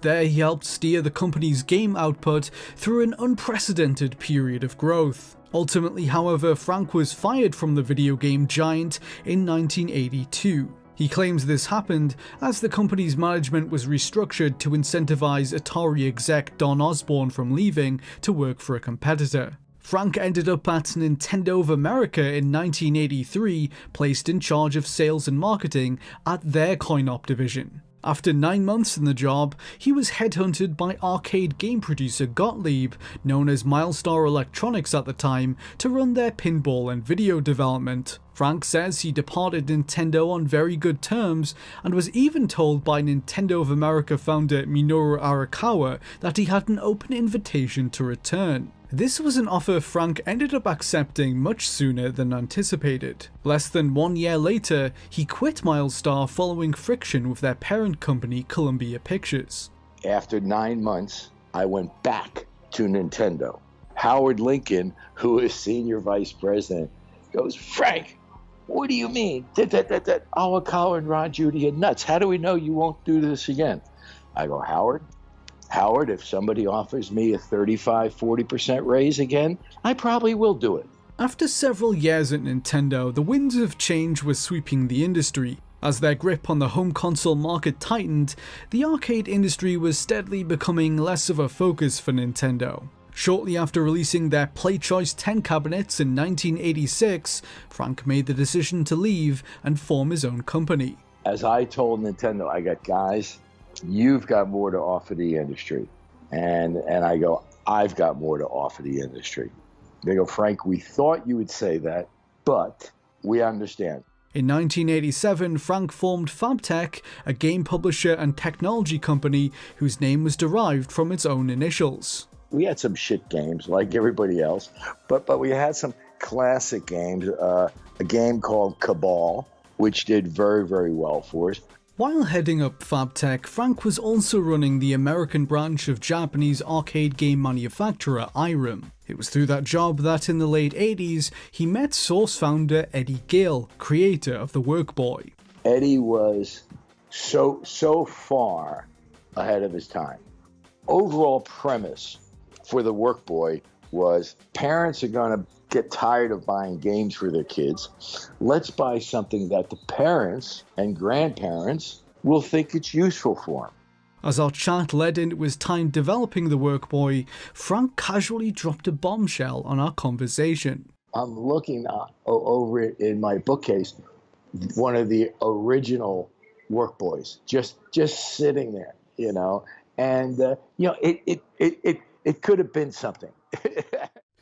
Just to go back a little bit, did you say that you've got something of the Workboy there? Oh yeah. I've got one that, hold on, my earphones won't reach that far. A few moments of rummaging later, he appeared on my screen, Workboy in hand. Oh wow. Okay. So you can see that then, yes? I can see that, yeah. Adding to the gravity of this, Frank mentioned that he believed this was the last Workboy left. When the project met its end, he held onto it as a keepsake, a fond reminder of what could have been. After our call, Frank gave me a closer look at this near-finalized prototype. It was in good condition, having survived numerous overseas trips and years of sitting on a shelf. We both agreed that it would more than likely still work. However, we had no way to test it, since Frank did not own an original Game Boy himself. I offered to send him one, but he had a simpler idea.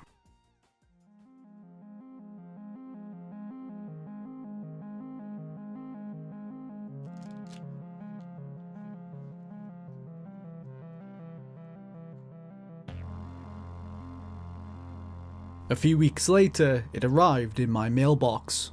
Seeing it in person was more than a little surreal. Up until this point, the only images of it online that I could find were taken 28 years ago, and yet here it was, well kept, preserved in a Game Boy Advance carry case, alongside a prototype of Source's Pyramids of Ra game. The question was, would it work?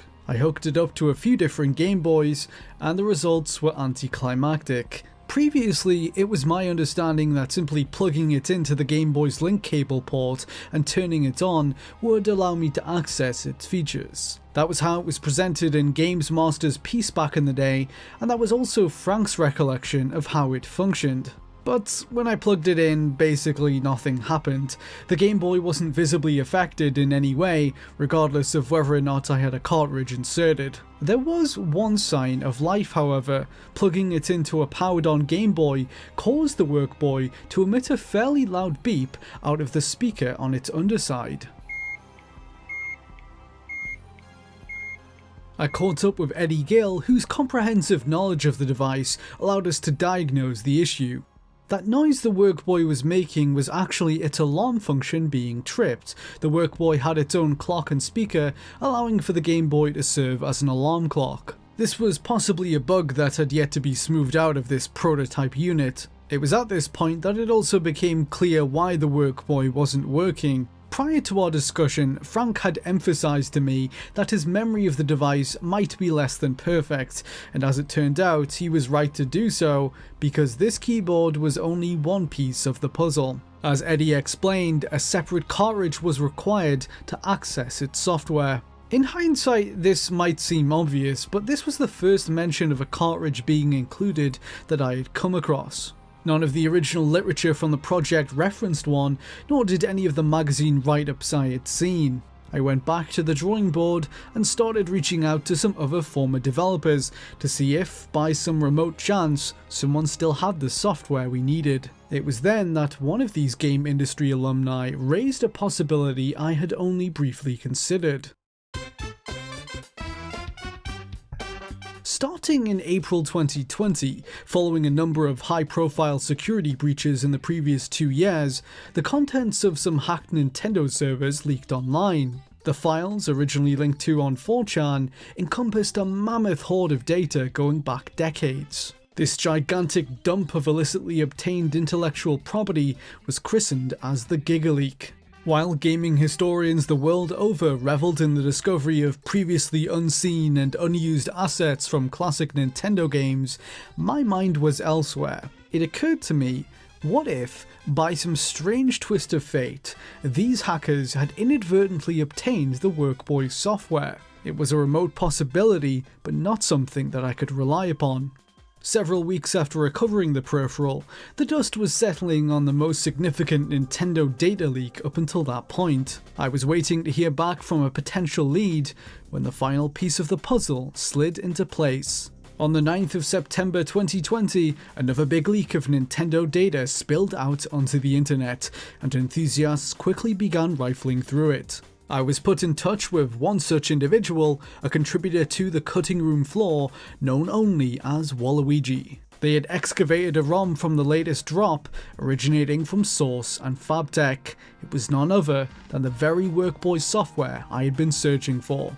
After 28 years of essentially nothing, the software had leaked within only a few weeks of me obtaining the prototype hardware. This wild coincidence wasn't lost on myself and the members of the Source team I'd been speaking to. For as ethically questionable as these leaks were, one upside was that they were reuniting former developers with their long-lost work. Eddie Gill, for instance, later told me that he never imagined having a copy of this software again.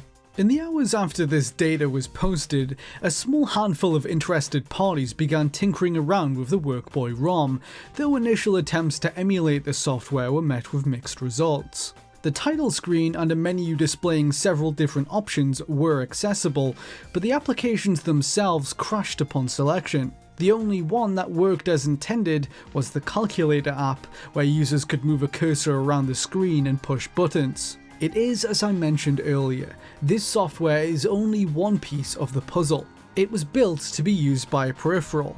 The Workboy keyboard is not just an accessory, it is intrinsic to the software on a programming level. Without modifications, raw emulation could only take us so far. It was built to be navigated using the buttons on this keyboard. The Game Boy's inputs had limited functionality. Furthermore, the Game Boy does not have a built-in clock, the Workboy keyboard does. Without the add-on, there is no way for the clock app to be able to read the time. There were other complications to weigh up as well. Eddie shared that the game cart they were developing contained a small amount of memory, as did the Workboy keyboard itself. With all of this said, the time had finally come to put the device to the test and introduce software to hardware. After close to 3 decades of dormancy, there was no guarantee that this, potentially the last remaining Workboy, would still work. I burned the ROM to a rewritable cartridge, inserted both cart and add-on, then powered it on. The Workboy's usual beeping came out of the speaker once again, but as I booted up the software, the alarm gave way to silence. A push of the keyboard's return button confirmed that it was functional. In fact, it worked without any issues. The buttons across the top of the keyboard allowed instantaneous access to each application. Switching between them was a swift and easy process. All of the errors present in emulation were gone. The clock did think that it had been awakened in the year 2055, but aside from that, it was working, as were all the other apps. The Workboy had lived. In total, the software features 12 individual applications, and most of them have secondary functions within them. The most straightforward of these is the clock, which displays the time in both analog and digital formats. It has an alarm feature as well. There is a basic calculator which you operate by pressing different letters on the QWERTY keyboard since it lacks dedicated number buttons. The keys are labelled above them with their alternate functions in the calculator app. The address book app would have allowed users to record phone numbers and other info in a database, although its functionality in this build is limited. By inputting phone numbers into the Workboy, players could use it as a digital phone book and automatically dial numbers by playing the dial tones into a phone. The Workboy sports a variety of conversion-related applications too. For one, you can view the difference between Fahrenheit and Celsius temperature scales with its interactive thermometer. Another app offers conversion between metric and imperial systems with a plethora of different options like inches to centimeters, feet to meters, and pounds to kilograms. On top of that, the device even offers currency conversion, although it requires an added degree of input on the part of the user. The user must manually insert the exchange rate between the two different currencies before the Workboy can begin crunching the numbers. This is of course because the device has no way of automatically updating the rates itself. On the topic of money, the Workboy also has facilities for helping manage savings. Users can manually input their income and expenditure to keep track of their finances. Data inputted can be saved to the Workboy's records and reviewed later. The remainder of the Workboy's tools relate to world geography and languages. The World Functions app includes what it calls a mini translator. These can search individual words or peruse a glossary of subjects to choose from, such as greetings, travel, food, weather, medical, and emergency. Each category includes a number of common words and phrases that can be translated between English, German, French, Spanish, and Italian. The rest of the Workboy fully supports these same 5 languages as well. Lastly is the world map, which allows users to peruse the different countries of the world. Simply type in the name of a country and the map will be highlighted with its location. As a bonus, a select handful of major world nations even include an abridged 8-bit rendition of their respective national anthems that will play when selected.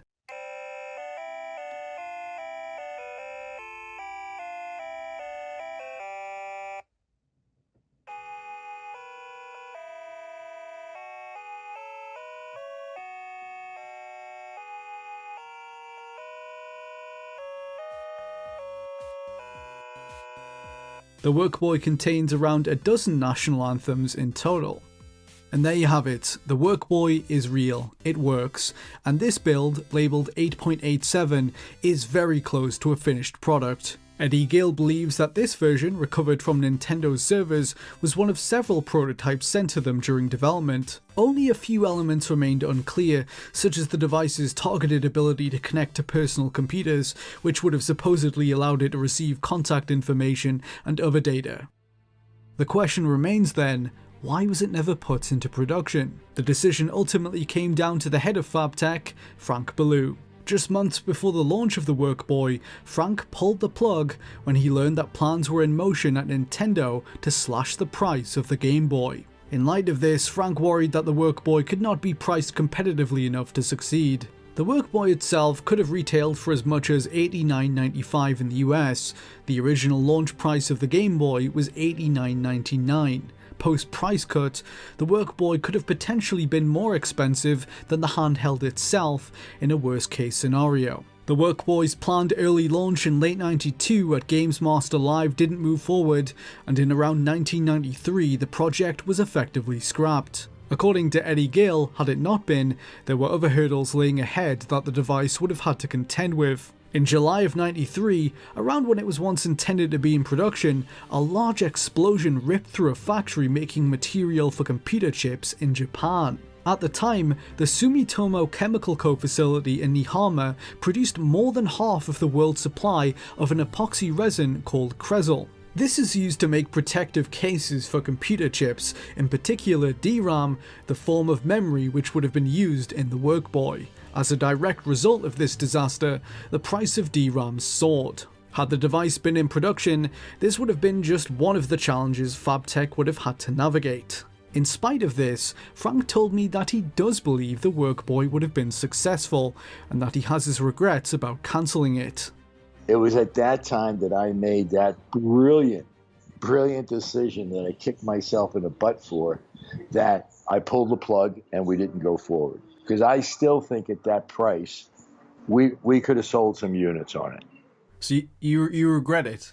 To a certain extent, yes. I'm looking over it in my bookcase, one of the original Workboys, just sitting there, and it could have been something. A couple of years following the cancellation, Frank's time at Fabtech came to an end, as he transferred ownership of the company to his wife at the time and moved on to pastures new. Eddie Gill, on the other hand, continued to toy with the idea of the Workboy. His original design helped inspire a new device he patented in 1994 for a personal communicator with a keyboard and touchscreen. Gill later licensed this design to Nokia. It became the basis for the Nokia 9000 series of devices that launched in 1996. A few years later, Eddie became a design consultant at Nintendo, where he helped draw plans for a number of accessories that also never came to be. Among his ideas was a revamped Workboy for the Game Boy Advance, which held the tentative name Workboy 2. It encompassed many of the same features of its predecessor and was planned to have online functionality of some kind, such as email and web browsing, as well as a word processor. Production on the Workboy 2 never moved forward, and no prototype was ever built. All that remains of it are these concepts, showing the keyboard and shell that would have attached to the handheld. Eddie left Nintendo in 2001, marking the end of his decade-long endeavours to bring a productivity add-on to the Game Boy. Many of the Workboy's features are today taken for granted in modern devices, but it isn't hard to appreciate the novelty it would have held back in the early 90s. In an era before widespread internet access and smartphones, this was a Swiss Army knife of productivity applications running on something as simple as the original Game Boy. Whether or not it would have found an audience, however, is something we will never know. By the late 90s, Nintendo was enjoying a comfortable lead over the handheld video game market. With Sega all but vanquished in this corner of the industry, the Game Boy and its successor, the Game Boy Color, were dominating. It was in light of these high sales that Nintendo had been exploring a number of ways to expand upon the Game Boy line through peripherals and add-ons, and in 1999, the company hit upon an opportunity. Approached by a former executive of theirs and an inventor from the UK, Nintendo of America was presented with a chance to realise one of the most ambitious Game Boy attachments of all time. This first-party add-on was poised to open up a world of wireless communication to Game Boy Color users, including email, web browsing, photo messaging, and much more. The story behind this device has remained an obscure secret of Nintendo history for over 20 years, until now. In this episode of Game History Secrets, I reveal the never-before-seen Nintendo Page Boy and what happened to it.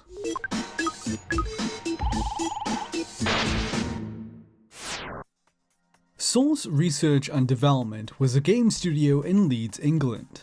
In the early 90s, the company developed a relationship with Nintendo of America when their founder Eddie Gill invented a productivity add-on for the original Game Boy.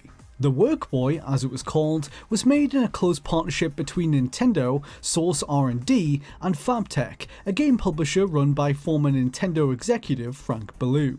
Despite leaving a lasting impression on gamers and the few press outlets that sampled the device, the Workboy ultimately never made it to market. This multifunctional keyboard add-on was deemed too risky of an investment by Fabtech founder Frank Ballou after he learned that Nintendo was planning to drop the price of the Game Boy. Had the Workboy launched, it may have cost as much as the Game Boy system itself, a potential comparison that was unfavourable enough for Ballou to shelve the whole project in 1993. For inventor Eddie Gill, on the other hand, the ideas behind the Workboy would live on.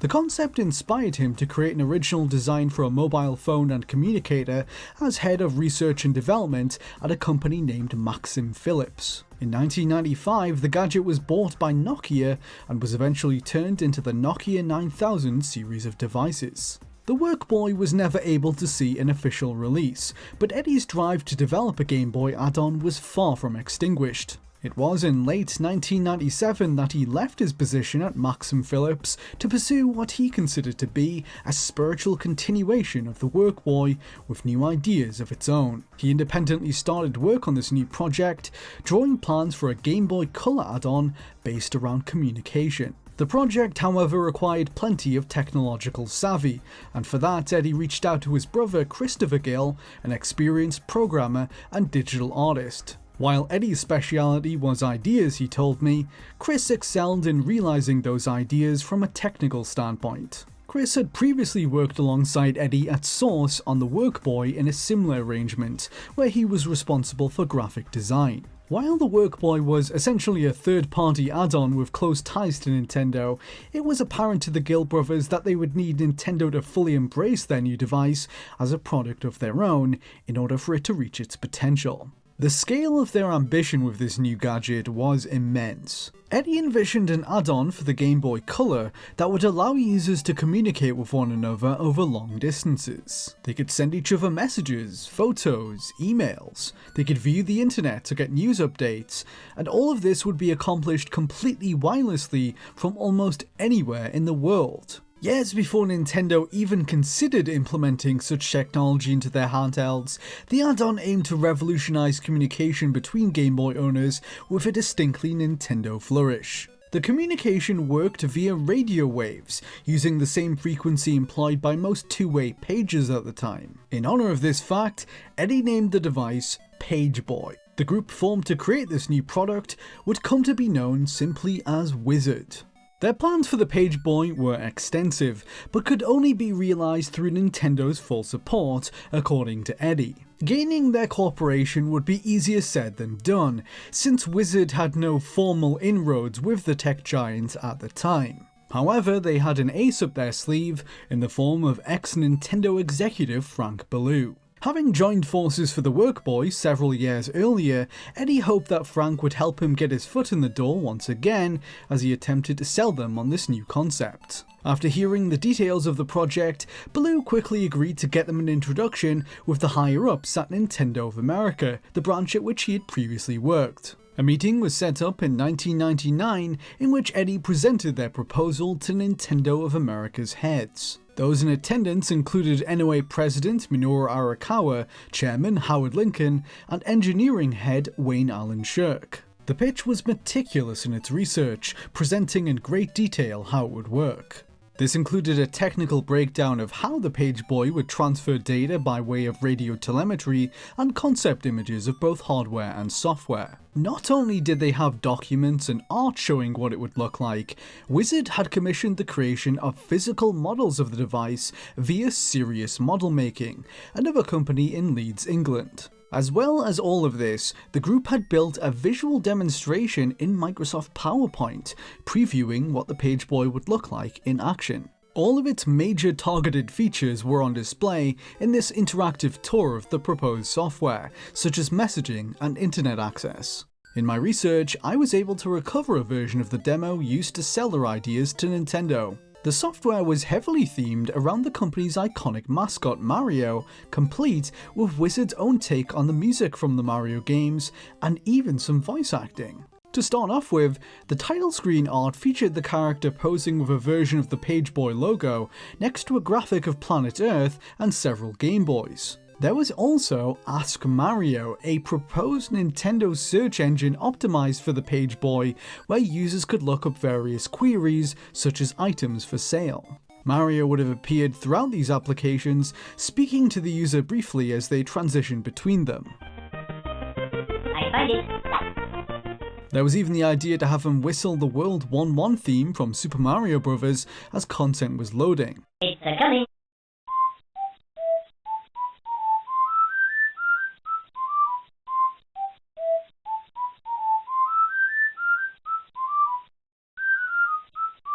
I find it.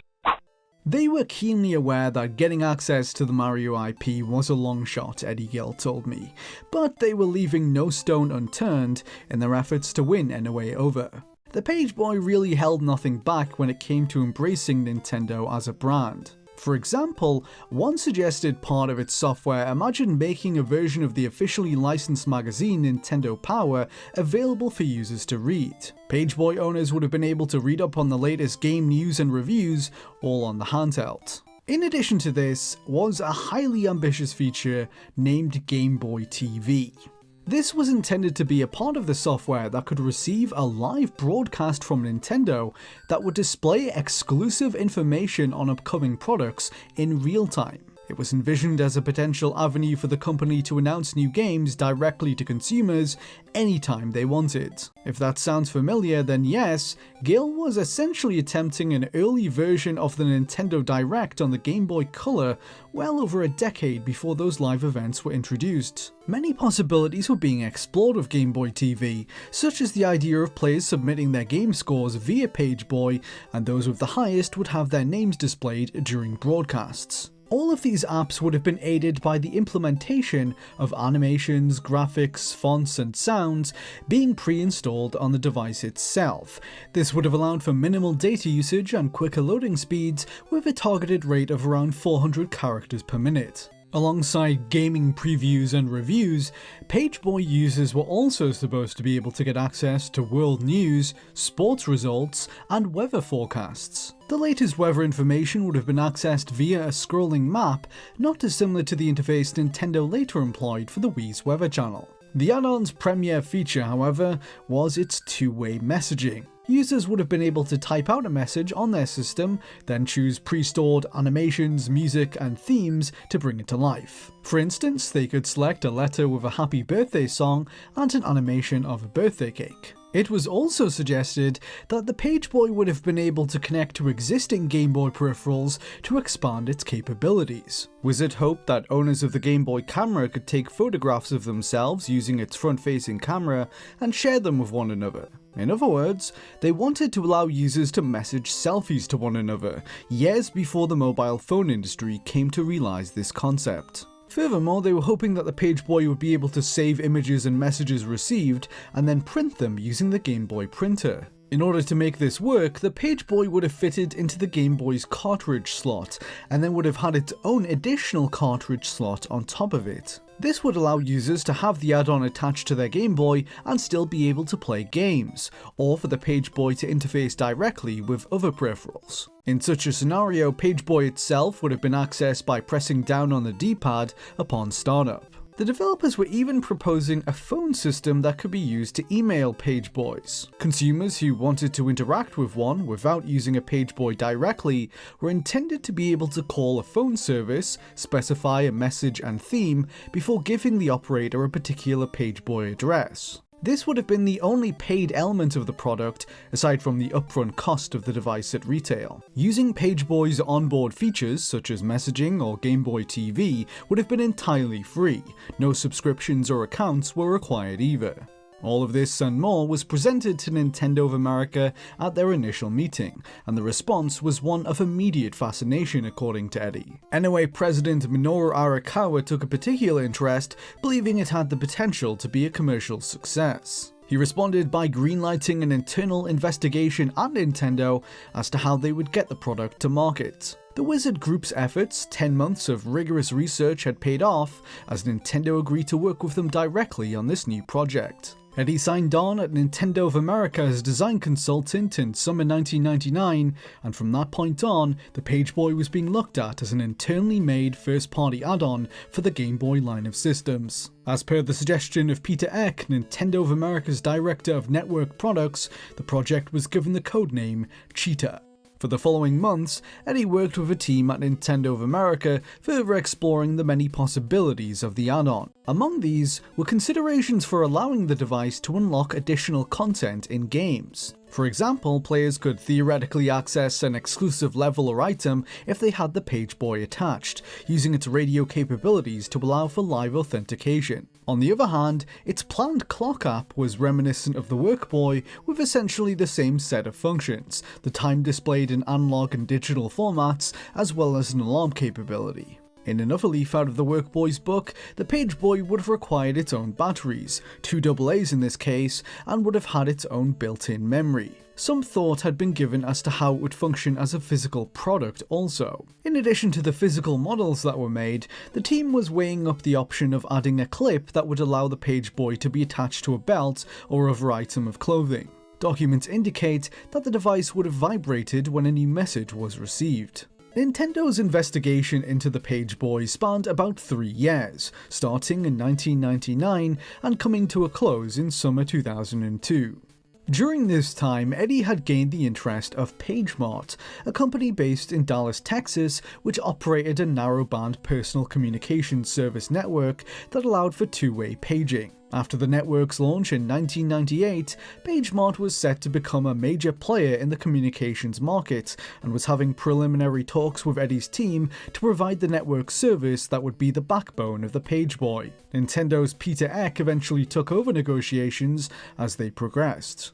A great deal of time was spent deliberating over how the add-on would send photographs over the air from the Game Boy camera. Nintendo brought in their own experts to examine the situation, who expressed concerns about file compression. However, Eddie was able to reduce the size of pictures imported from the camera by removing every other line of pixels from the screen.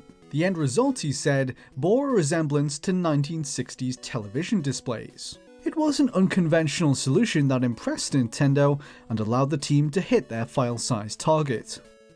What had initially sold Nintendo on the Page Boy in general was its potential as a product for international audiences. However, over time, it became clear that potential wasn't as strong as had been initially believed. Nintendo liked it on paper by all accounts, but from a technological perspective, it would have only been feasible in a limited number of markets, such as the US. Their investigation found that there were no cost-effective duplex wireless data networks covering Japan or Europe at the time. Had the Page Boy moved forward, it would have therefore been limited to North America. It was deemed by Nintendo's management back at its Japanese headquarters that this would have gone against the core appeal of the device. Nintendo wanted it to be universally available and functional around the world. This, they believed, was key to its success. The Page Boy was shelved for good in around July 2002. The outcome was disappointing for members of the team like Eddie Gill, but he told me that he was more than understanding upon learning the news and ultimately agreed with their decision. The device would have been doable, they believed, in America, but limiting its scope to one territory essentially defeated the point of what they were trying to accomplish. A ubiquitous add-on for the Game Boy Color's massive user base that would have allowed consumers from all over the world to communicate with one another, and for Nintendo to deliver information to each one of them directly. The Page Boy was quite literally too ahead of its time for its own good, but in many ways it foreshadowed a number of innovations that Nintendo themselves would end up adopting. Game Boy Live could be seen as an early precursor to the Nintendo Direct, a messaging system that worked via automatically assigned email addresses similar to the Wii's, news and weather channels, bonus content exclusive to those who owned a certain accessory, live high scores being accessible to users. In pitch documents, the Page Boy was even being pushed with the phrase "anytime, anywhere", a slogan that was later used to market the Nintendo Switch. In the end, no actual prototypes were produced for the device, and all that remains of it is what I've shown you in this video. It's possible, Eddie Gill shared, that Nintendo might have retained some of the physical models made for the project, but nothing playable exists other than this demo presentation. The Page Boy finds its place in Nintendo history as an add-on that could have changed the way they did business, from the way playable content was distributed to how they announced games themselves. Had it made it to market, there were thoughts about bringing it to other handhelds like the Game Boy Pocket and whatever future platforms Nintendo was planning. But without that first device making it into production, it instead joins the Workboy as another innovative accessory that will always leave us wondering what could have been.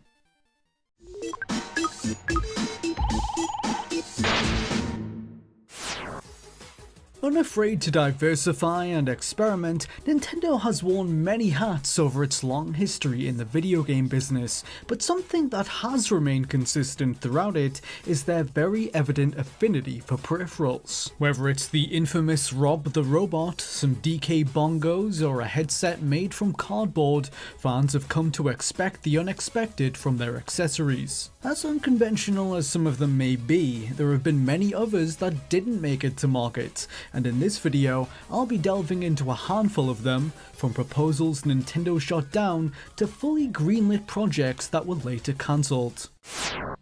We begin with the oldest case study on our list, which takes us all the way back to the third generation of home consoles. The NES sported its share of unusual accessories, like the pressure-sensitive power pad or the notorious power glove. A similar such curiosity almost joined their ranks at the start of the system's lifespan, as revealed years later by ex-Nintendo Game Master Howard Phillips. The company had been extensively mulling over the concept of an officially licensed Nintendo knitting machine. The device would have connected to the NES to knit sweaters, and users would have been able to choose from a multitude of different patterns. According to Phillips, it was Nintendo of America's president Minoru Arakawa who instructed him to pitch the product to Toys R Us founder and chairman Charles Lazarus. He was apparently given very little notice, about 30 minutes in fact, to prepare for the meeting. His presentation included a live demonstration of the prototype knitting machine in action, which Phillips described in a Facebook post as likely one of his least genuinely enthusiastic demos. Toys R Us and other retailers weren't interested, nor were attendees of 1987's Winter Consumer Electronics Show, who had a chance to view the machine in its one and only public appearance. After flying under the radar, the Nintendo knitting machine faded into obscurity and was never put into full production.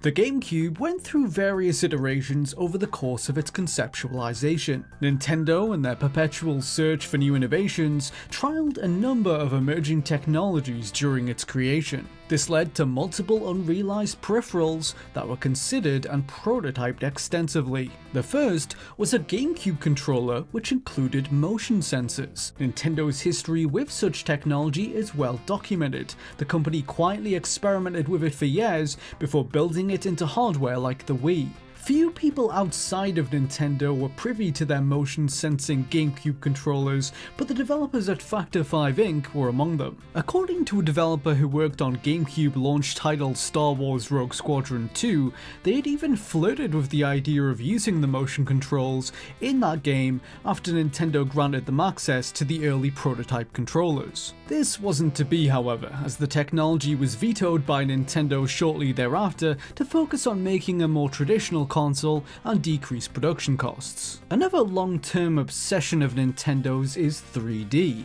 a fascination which eventually culminated in the Nintendo 3DS. This technology was also tested on the GameCube years earlier, although these attempts got much further than their aforementioned accelerometers. Nintendo was once planning to release a small LCD screen which could be attached to the GameCube, alleviating the need for a television and enabling a greater level of portability. This add-on made only one public appearance at E3 2002. It could be seen behind glass, displaying demos for games like Phantasy Star Online and Metroid Prime. Unbeknownst to attendees, the prototype unit had a hidden feature, which remained a company secret until former Nintendo president Satoru Iwata revealed all years later. It was fully capable of displaying glassesless 3D, via the same method of autostereoscopy used by the 3DS. In 2001, producer Hideki Kono had been involved in creating a 3D version of Luigi's Mansion that would use this device. It had depth, so it really pulled you into the world of the game. I thought it was great, Kono said.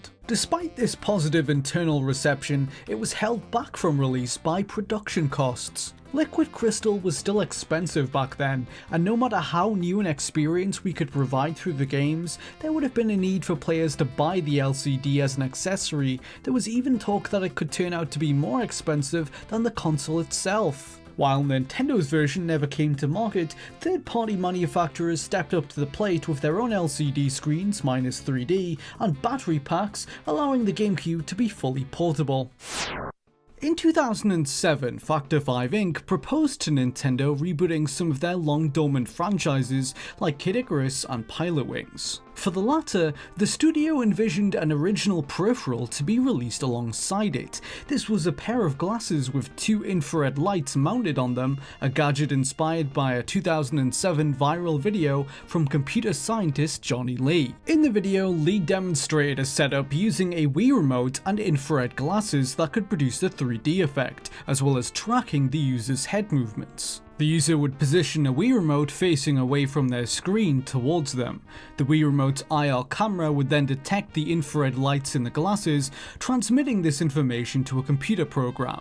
The end result was the user's ability to adjust their view of the camera in the program by moving around the room and tilting their head. Factor 5 wanted to adopt Lee's concept and use the peripheral in their Wii games. Players would have been able to seamlessly adjust the in-game camera via head tracking, presenting a possible solution to the Wii Remotes and Nunchucks' lack of a second analog stick. According to the studio's president Julian Egbrecht, they were talking with Nintendo in 2008 to potentially produce the device, although they weren't interested in making either of their proposed reboots. The heads of Factor 5 persisted nevertheless and decided to develop their Pilot Wings game as an original IP called Wii Fly. Another publisher named Zoo Games picked the game up and with it their Wii Glasses peripheral. According to Zoo Games co-founder Lee Cummings, they had planned to produce the glasses in-house and were holding discussions with potential manufacturers in order to do so. In the meantime, the team was creating prototypes using parts from disassembled Wii sensor bars. However, the rocky economic climate of late 2008 forced Zoo Games to go out of business,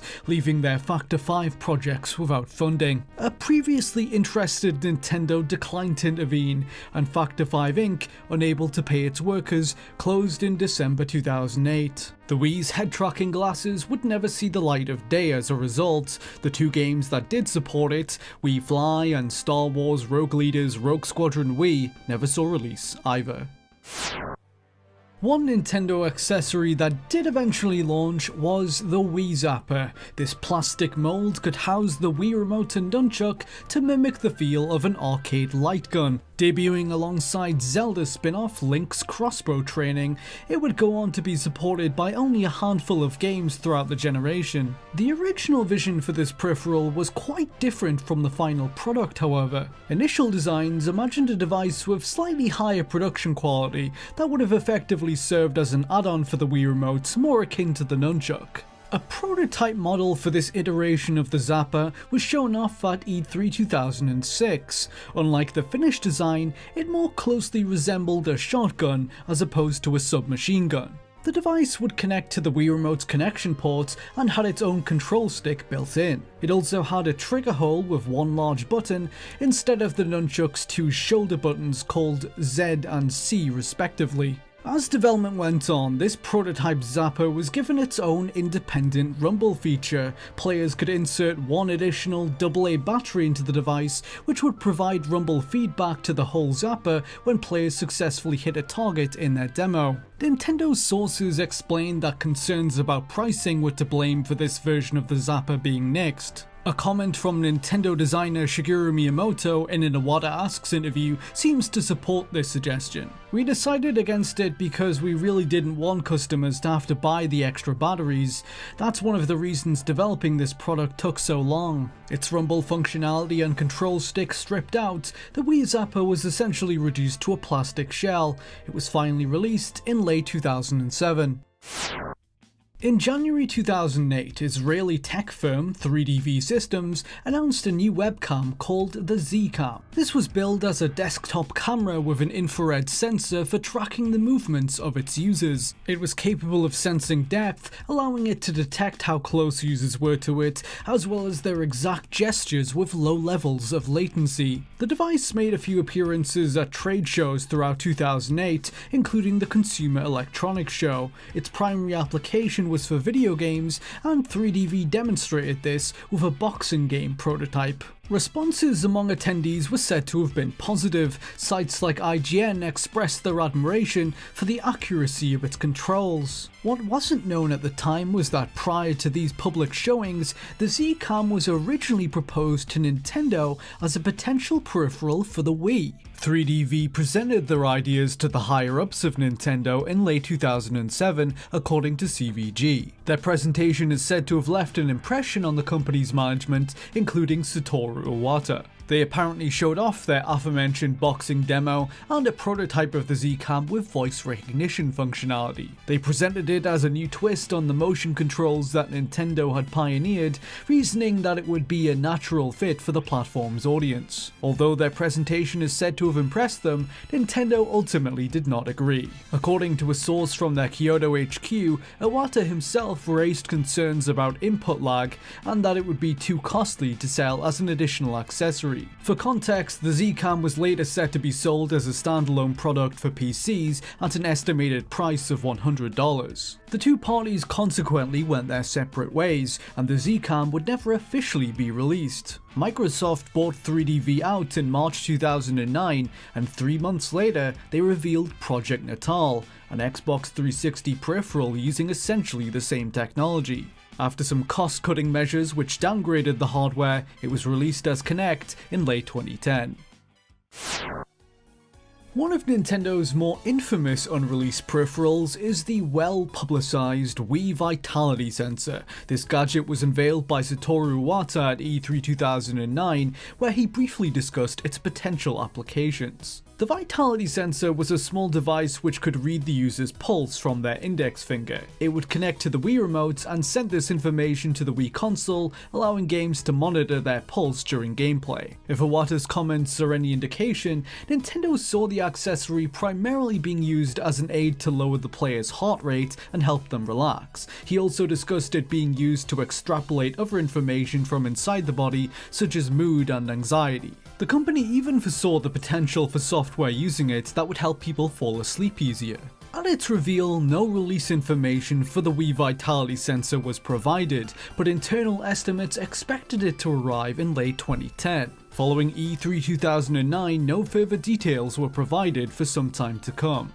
The lack of news was acknowledged by former Nintendo of America president Reggie Fils-Aimé in a March 2010 interview with Kotaku. The first thing we need to do is show our vision for how the Vitality Sensor can be used for a new and unique experience, and we recognize we haven't done that yet, he said. Our focus is to bring to life how you could utilize the Vitality Sensor, and our goal is to do that sometime around E3. That goal would go unrealized. The Vitality Sensor did not appear at E3 2010. Their then EVP of Sales and Marketing, Cami Dunaway, provided Game Set Watch with a justification as to why this was. As we thought about what we wanted to bring to E3, we realized we had a really packed agenda. We also thought about the atmosphere at E3, which is noisy and adrenaline filled and loud and stressful, and it just didn't seem like the best environment to introduce a product that's really about relaxing.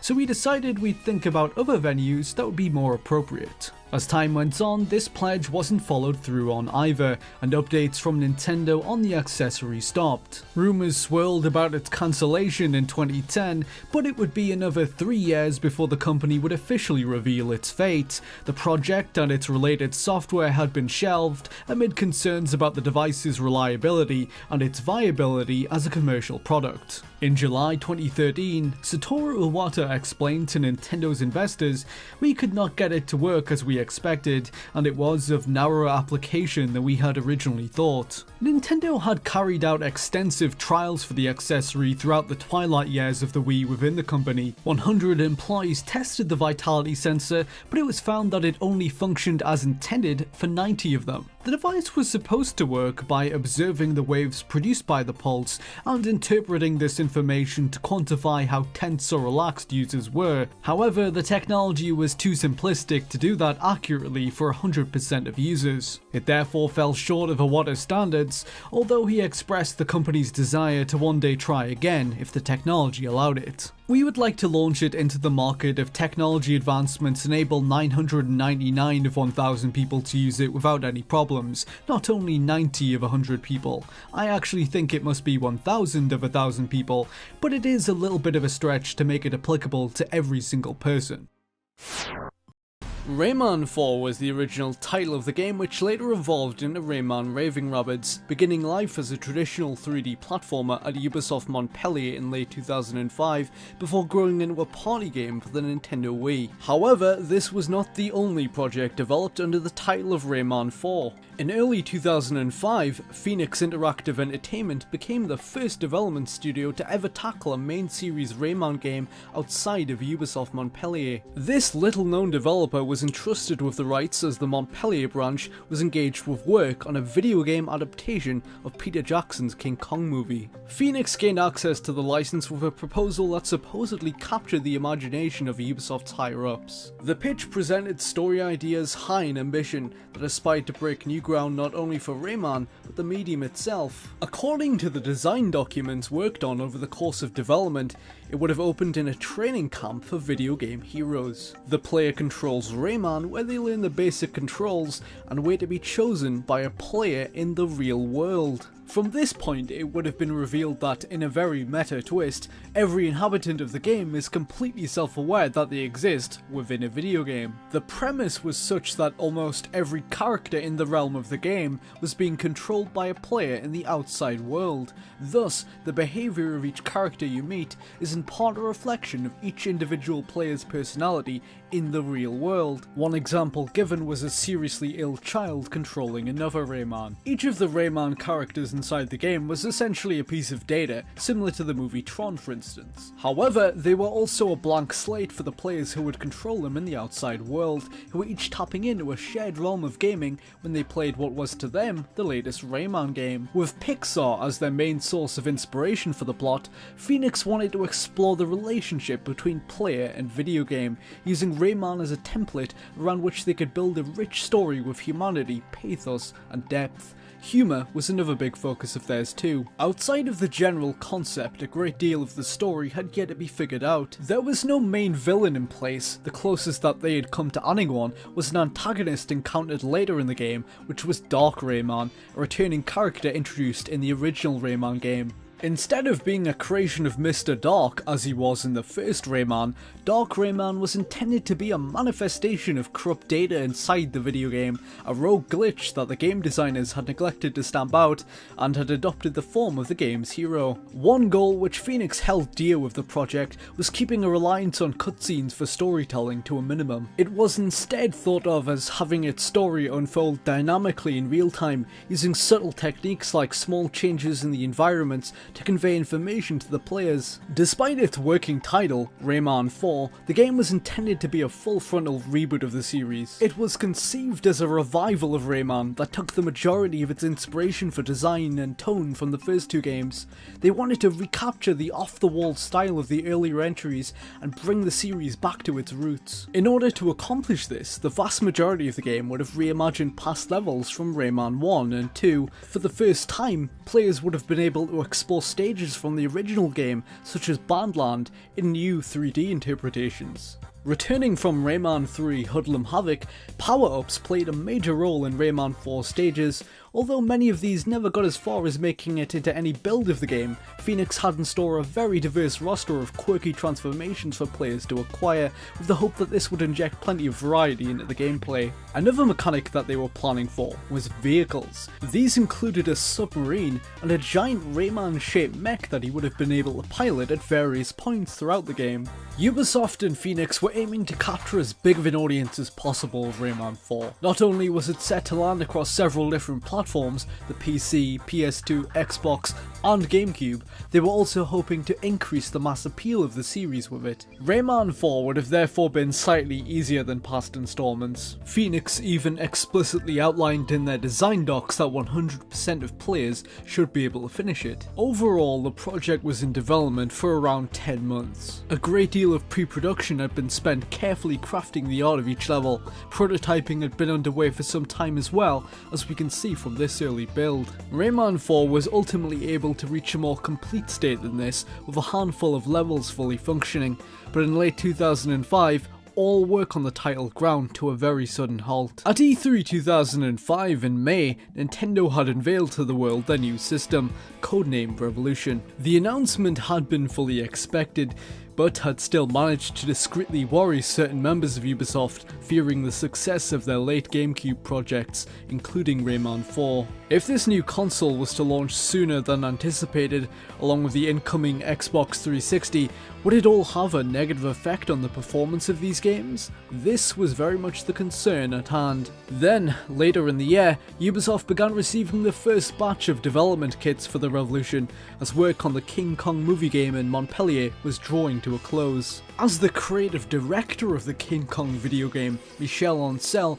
creator of the Rayman series, had previously been too busy to contribute towards Phoenix's Rayman 4 game. However, as development was preparing to wrap on the project, he began exploring new ideas for the next Rayman he would be at the helm of. It was at this point that Ubisoft's management very suddenly relayed to Phoenix Interactive that they had made the decision to cancel their version of Rayman 4. The aforementioned sales concerns, and wanting to focus on building something from the ground up for Nintendo's next system, are said to have been two major factors that played into the decision. For Phoenix, it had been the largest game the company had ever taken on, and they had relied on Ubisoft's funding to maintain their day-to-day operations. Without any prior indication of the project being in danger, Phoenix had no choice but to lay off the vast majority of their staff soon after. The duty of creating the next Rayman then reverted to Ubisoft Montpellier, where they started work on it towards the end of King Kong's development. A lot of Phoenix's greater plan for the game, like how exactly they would have presented certain aspects of its highly self-referential plot, had yet to be entirely figured out. The Montpellier team started afresh, with their own new vision for what the next entry in the series would be, and Phoenix's elaborate ideas for reviving Rayman were discarded almost completely. All that Ubisoft would ever use from the project were some of its level concepts, which were reworked into the Game Boy Advance version of Rayman Raving Rabbids. Phoenix Interactive Entertainment went on to develop one more game for Ubisoft, but due to another series of complications, it met the same fate as Rayman 4. This time, the cancellation had even more serious ramifications for the studio and left them unable to continue. In 2009, with the contract lost, the company was forced to close its doors for good.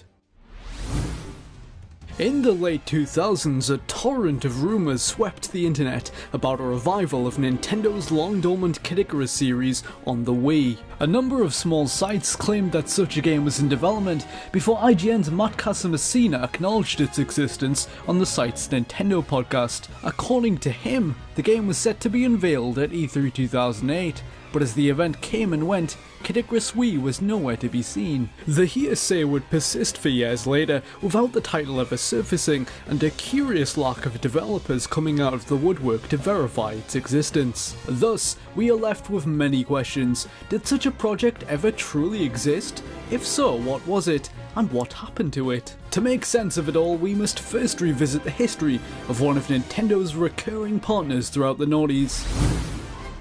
Factor 5 Inc. was the US arm of game developer Factor 5 based in San Rafael, California. The company built a strong relationship with Nintendo around the turn of the 21st century. The full extent of this collaboration was never divulged officially, but the two grew close after the Star Wars Rogue Squadron series came about. The first released in 1998 on Windows and Nintendo 64. Finding success with Nintendo's machine, Factor 5 then pledged its sequel, Rogue Leader, as a GameCube exclusive, which released alongside the console. The GameCube ultimately didn't take off in quite the way they had hoped for, but Nintendo gave credit to Factor 5's launch effort as one of the reasons for it finding initial success. As their partnership proved fruitful, Factor 5 ended up being contracted for a first-party project using one of their IPs. A third Rogue Squadron game, Rebel Strike, was released in 2003, and as work was underway on their Secret of Nintendo game, the company began planning a fourth installment. The The developers at Factor 5 were determined to make the next game radically different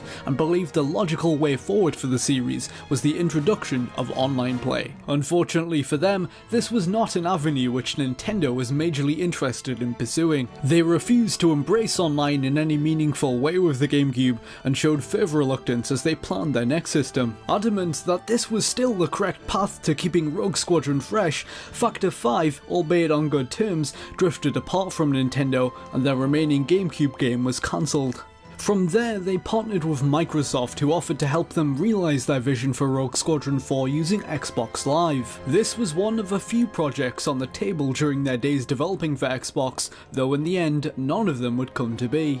With unforeseen shifts in the management of Microsoft Game Studios, Factor 5 lost support for their games in development. In 2004, with their Microsoft contracts falling apart, they were soon tapped by Shuhei Yoshida to collaborate with Sony. The two entered a partnership deal midway through the year, which was intended to produce multiple exclusive titles for the PlayStation 3. However, this was yet another alliance that eventually turned sour. Lair, their flight combat game made from the remnants of a cancelled Rogue Squadron for the Xbox 360, encountered a plethora of issues during its development. Factor 5 thus failed to meet the terms of their agreement with Sony, which specified that Lair would be ready in time for the North American launch window of the PS3 in 2006. This led to the subsequent cancellation of their other Sony projects, including a strategy RPG rife with bloody violence called Animal Wars, and Virus, a shoot-'em-up planned for PSN.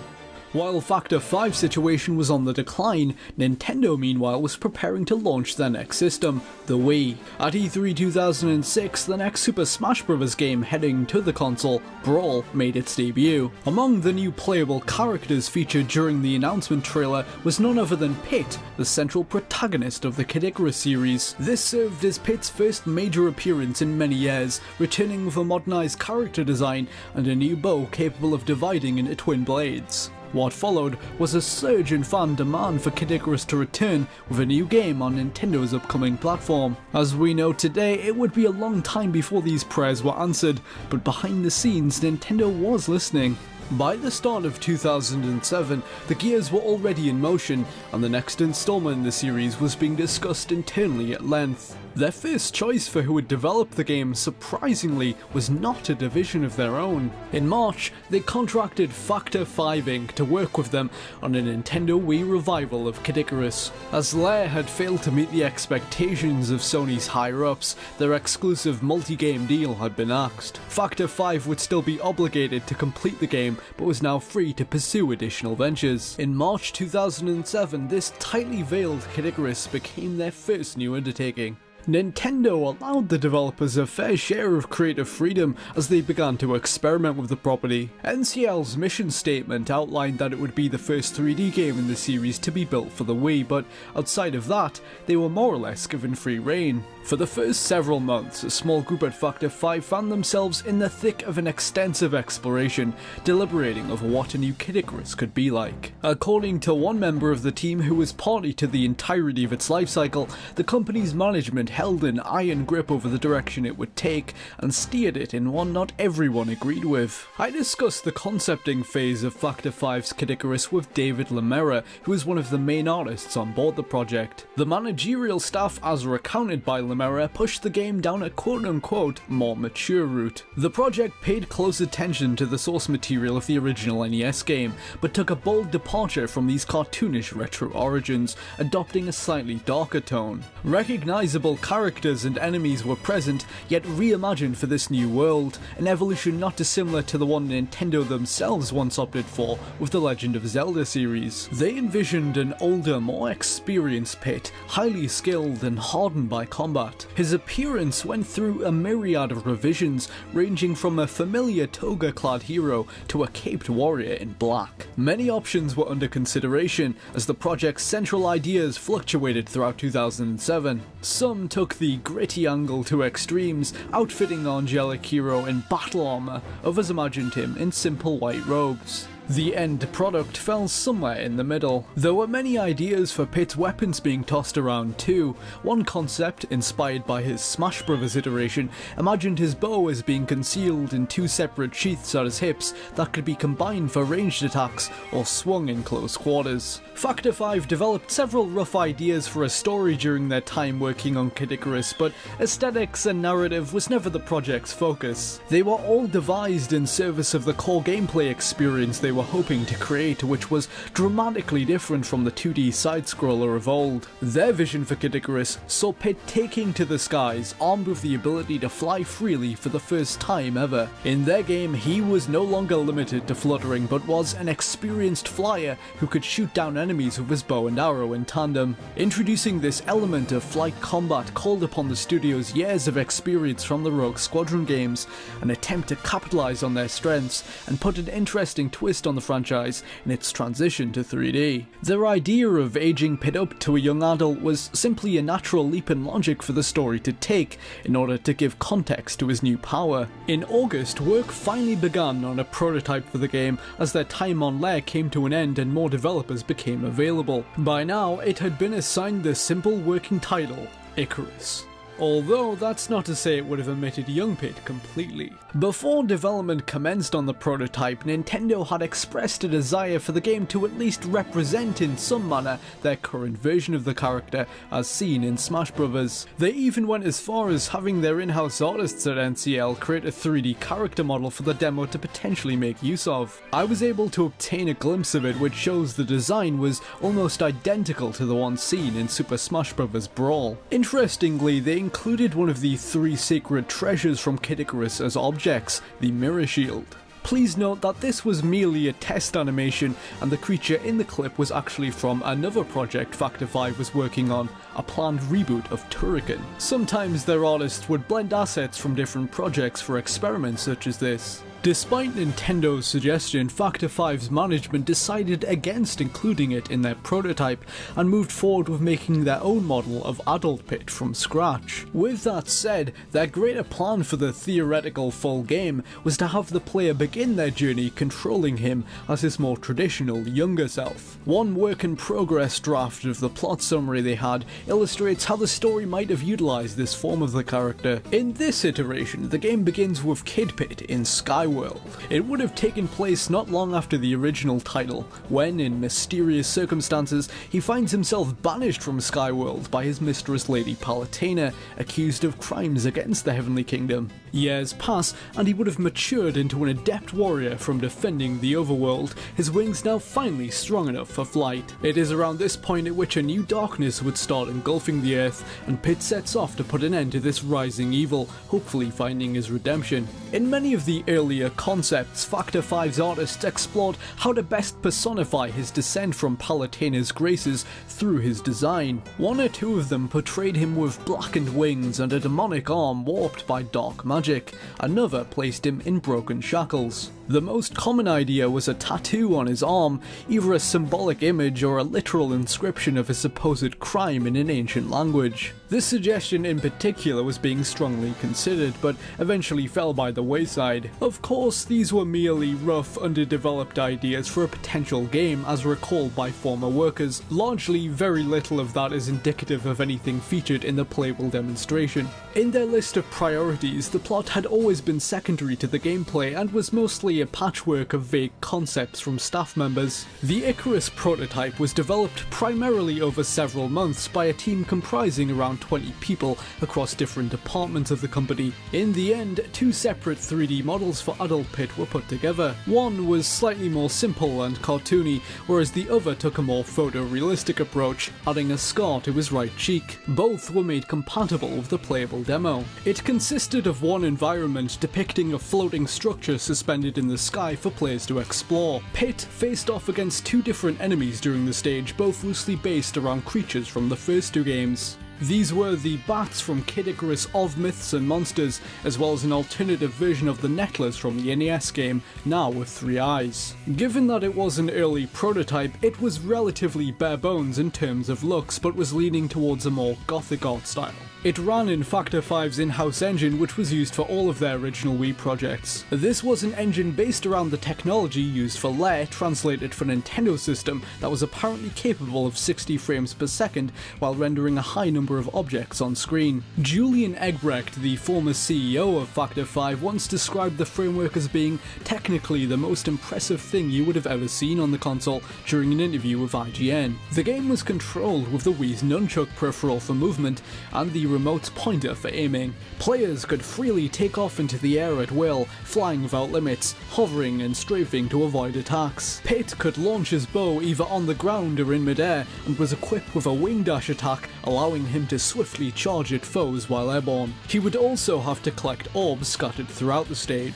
By March 2008, the first prototype was completed, but according to David Lamera and several other sources, this was the point at which the project began to fall apart. After a year in the works, Factor 5 had delivered Icarus to representatives of Nintendo. Every former developer I was able to discuss the project with had their own version of events, but the consensus is that NCL simply didn't like it. One ex-Factor 5 worker, for instance, claimed that after some consideration, the direction was deemed too unorthodox for them to continue investing in it. Joe Spataro, a former animator who was involved with the demonstration, had this to say: "With Icarus, I feel like we were missing the point. Nintendo sent us the model of Kid Icarus, very much like the one that appears in Smash Bros, but we didn't use it. We made our own version, and it was more mature, maybe even a little dark. It felt more like Devil May Cry. I knew Nintendo would never go for the adult version of Pit. In fact, I'd wager they took it as an insult that we didn't use their version." I reached out to Julian Egbrecht to see if he would comment on the game. Although he did passingly acknowledge the developer's first-party Nintendo projects, he was not able to comment further. Most who had some form of interaction with the project are reluctant to describe it as simply a pitch, but rather a period of experimental pre-production between the two companies. It stands today as an unconventional first attempt to revive Kid Icarus for the modern day, a bold alternative vision of the franchise that wasn't meant to be. With Icarus no more, NCL eventually put Masahiro Sakurai in charge of the next Kid Icarus. Factor 5, undeterred, pitched for another Nintendo IP, and their good relationship continued. At the same time, they'd embarked upon what would be one of their last major projects, a multi-platform Superman game. In 2011, a mysterious patent was discovered by Silicon Era for a Wii Remote control setup which was registered by Nintendo of America. The patent described a system whereby players would tilt the Wii Remote in a horizontal position to simulate steering a vehicle controlled by handlebars, such as a motorbike or a jet ski. The filing was reported on by multiple sites in the gaming media, but the enigma at the heart of the story went unsolved. What exactly was this patent related to? In 2009, Nintendo Software Technology was rocked by the cancellation of one of their biggest ever undertakings. This was the infamous Project Hammer. After a troubled 5.5 years in development, the game, which by that point was being referred to as Wii Crush, fell apart amidst alleged tensions between staff. The events changed Nintendo's approach towards the studio. Aside from the fact that over half of the subsidiary staff had left during the final years of Hammer, NCL became reluctant towards the idea of having them produce other large-scale projects in the future. Despite all of this, a small group of developers at NST were still hopeful to see the company return to the type of games they were once known for, more meaningful titles using established Nintendo IP. Their plan was to breathe life back into one series in particular, and that was Wave Race. The franchise had been absent for nearly a decade at that point, with the last installment coming in the form of Wave Race Blue Storm at the launch of the GameCube. In the years since that game's release, Nintendo's approach towards new projects had evolved. Internal failures such as Project Hammer caused them to understandably become increasingly risk-averse when reviewing pitches from their developers. Other factors in this caution included a harsher economic climate and their changed philosophies towards innovation with the introduction of the Wii. Getting a pitch greenlit by NCL's board had therefore become a hefty task for even the most talented of studios. If Wave Wave Race was to return, it would have to differentiate itself reasonably well from its predecessors in order to be commissioned, or so was the theory. Midway into 2009, while the rest of NST was busy with work on a Mario vs Donkey Kong game for the DSi, Minis March Again, planning on a pitch for Wave Race Wii was concurrently getting off the ground. It was being overseen by a small team of several experienced NST developers. The two heading the project were Yoon-Jun Lee, an engineer who'd been with the company since the Game Boy version of Crystallis in 2000, and designer Richard Verodi. Both had previously been involved heavily with Bluestorm back on the GameCube. Verodi had contributed towards it in a variety of ways, including level and physics design, as well as lending his voice to the character Ricky Winterborn. He had since become a prominent figure at NST, with for instance a crucial role in the writing and design of Metroid Prime Hunters for the DS. Alongside Jonathan Bryant, another engineer, they devised a control scheme which would form the core of this new Wave Race concept. It was controlled with the lone Wii remote positioned on its side. Players would hold it in both hands,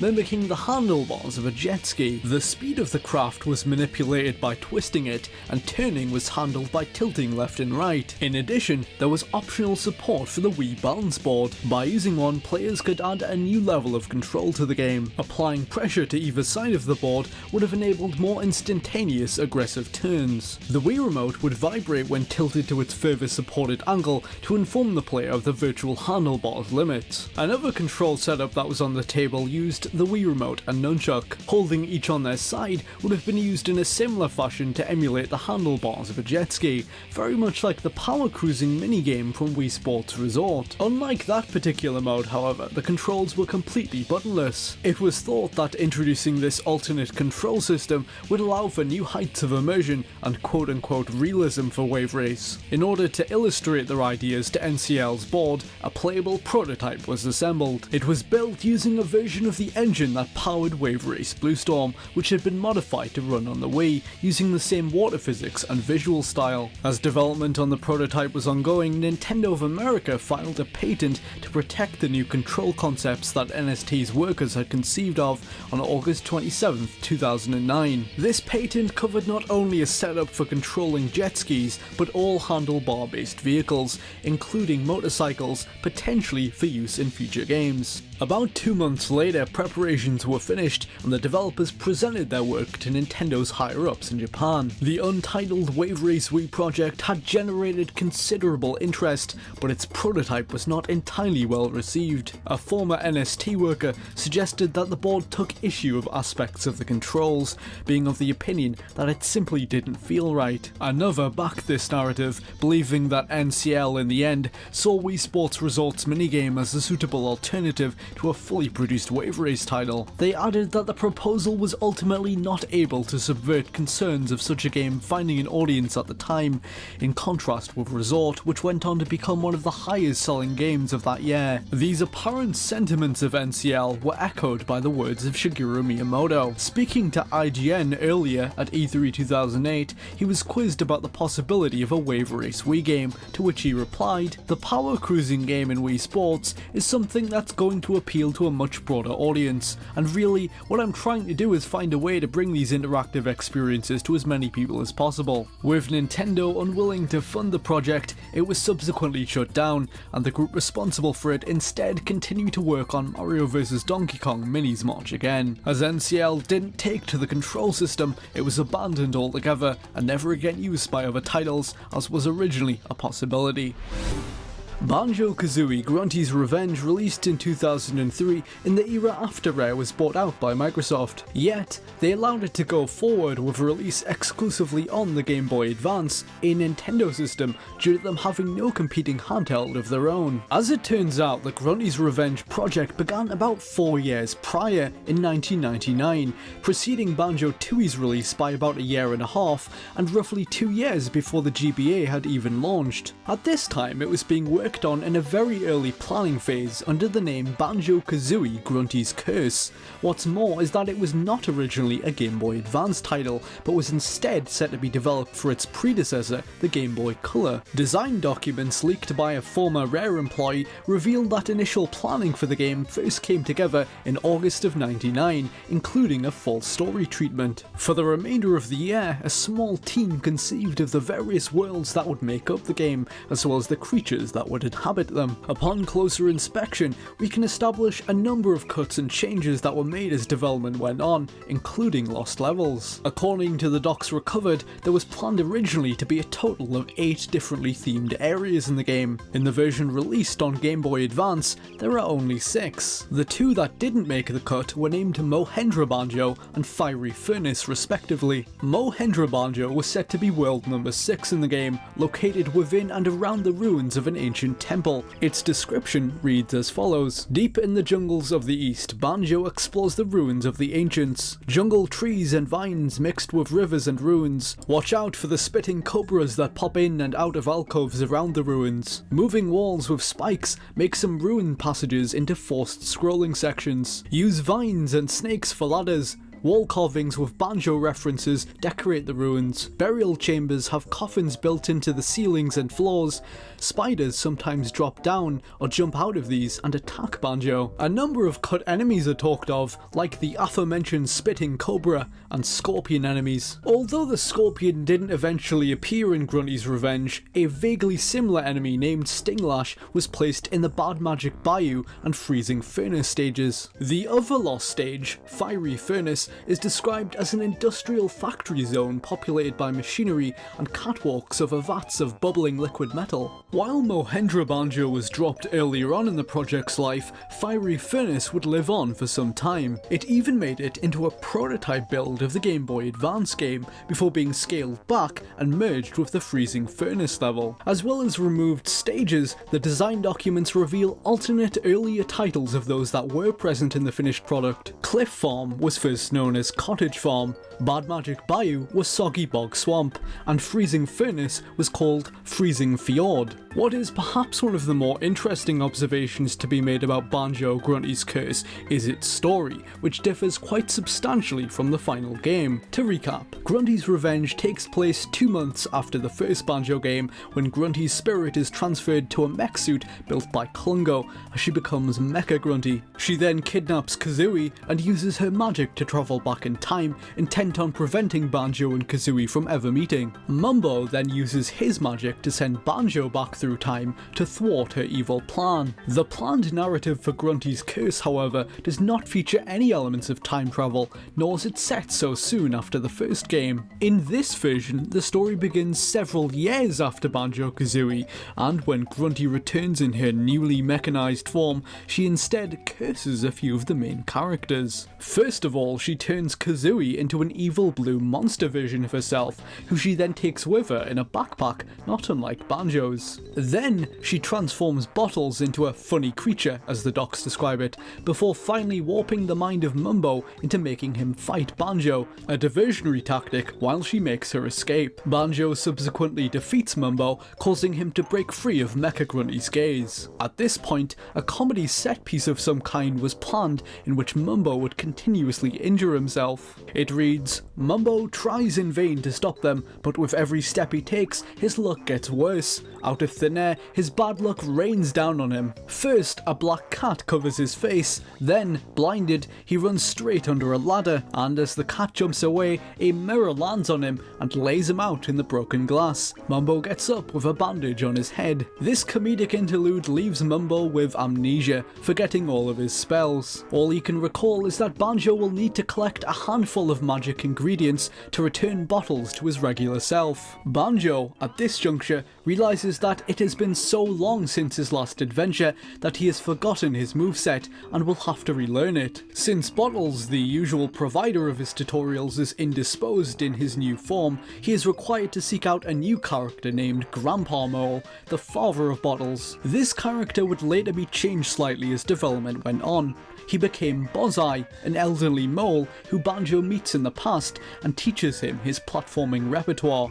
Bozai in Grunty's Revenge is suggested as being a distant relative of Bottles from an older generation, but the exact link in their family tree is never specified like it was here with Grandpa Mole. Towards the bottom of the plot treatment page lies an early draft of the ending, which fans will notice differs in some ways from that of Grunty's Revenge. In this version, Grunty does not dispatch Klungo to collect his sisters, as she does in Revenge, which leads into the events of Banjo-Tooie. Instead, her spirit simply returns under the rock after her defeat at the hands of Banjo and Kazooie, before it is revealed that her body has been reduced to a pile of bones. It's worth noting that the final iteration did not show her physical appearance under the boulder. That revelation was held back for Tooie. The original story of the game eventually was altered quite dramatically as time went on. However, we were able to ascertain that it is actually subtly referenced in Grunty's Revenge. After the Mecha Grunty boss encounter in the Breagle Beach world, Banjo rescues Kazooie, at which point he says, "Kazooie, am I glad to see you?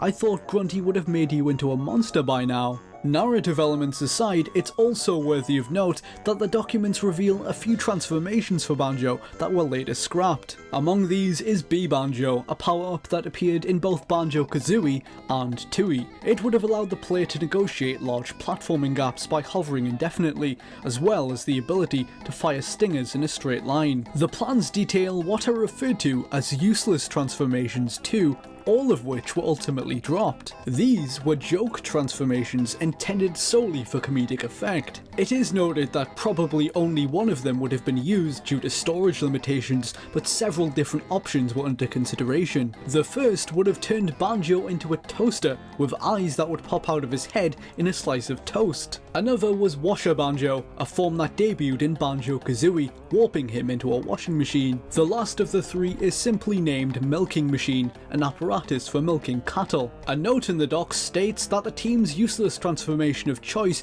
would need to be fully controllable, as it would likely be used as a secret code. In Grunty's Revenge, no such transformation is known to exist. Banjo-Kazooie Grunty's Curse was worked on until late 1999. A small group of artists at Rare began to create assets for the game, including digital sprites for Banjo, Kazooie and Mecha Grunty. Not long after this, development halted before work was transferred to the Game Boy Advance. Currently, a playable prototype of Grunty's Curse is not known to have ever been produced. It appears to have only ever existed as an extensive plan for a game that was never made.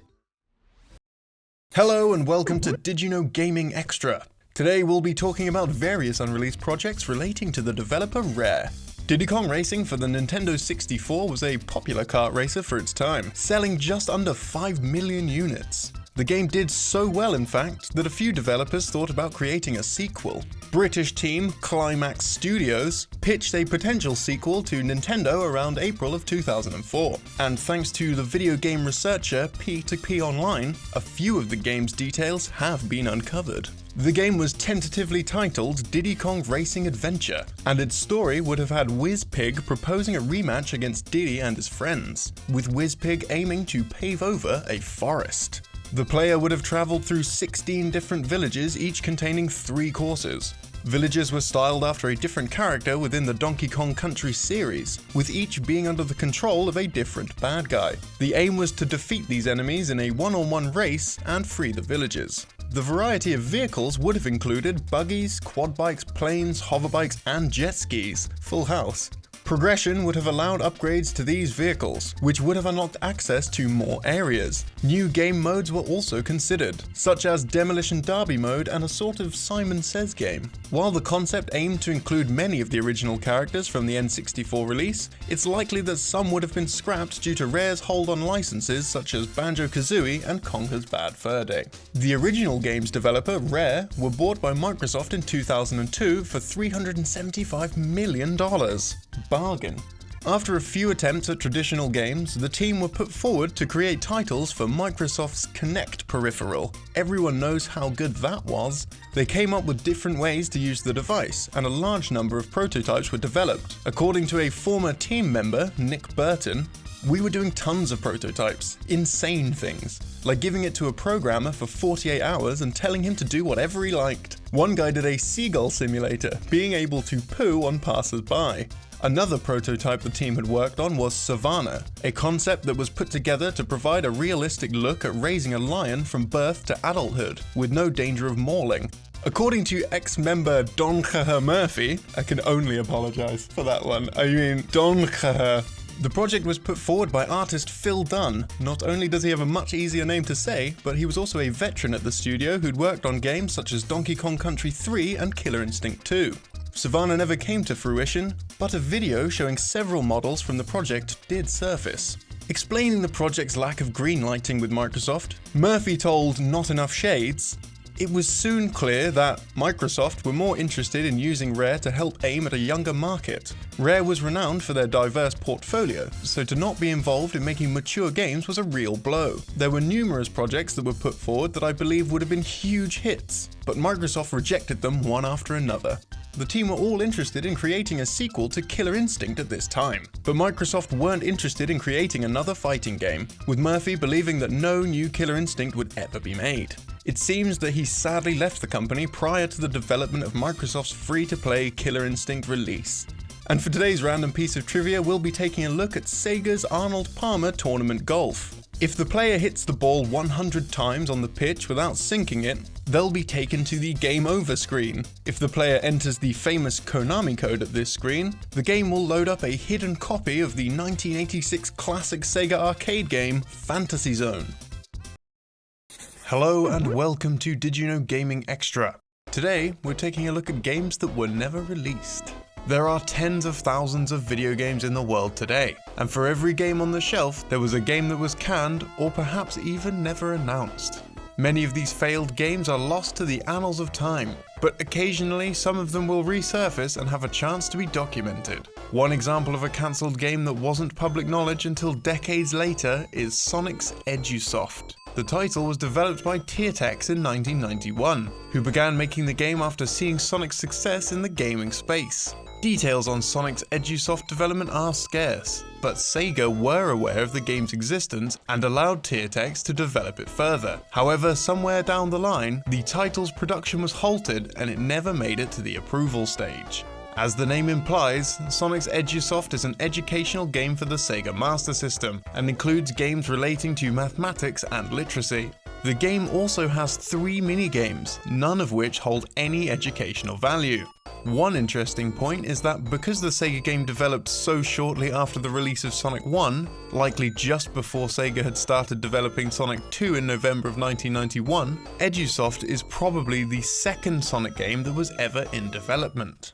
There's a surprising amount of cancelled games attached to high-profile or cult franchises. The next scrapped game we're talking about belongs to the much-loved Spyro series, and is yet another educational game. Spyro Ever After was a game briefly in development by Knowledge Adventure in the early 2000s, and would have featured Spyro in a fairy tale setting interacting with characters from popular fables. It's not currently known why Spyro Ever After was scrapped. However, some fans of the series believe that Spyro's license holders didn't want the franchise marketed as something just for young children, and wanted to continue marketing Spyro to a slightly older audience.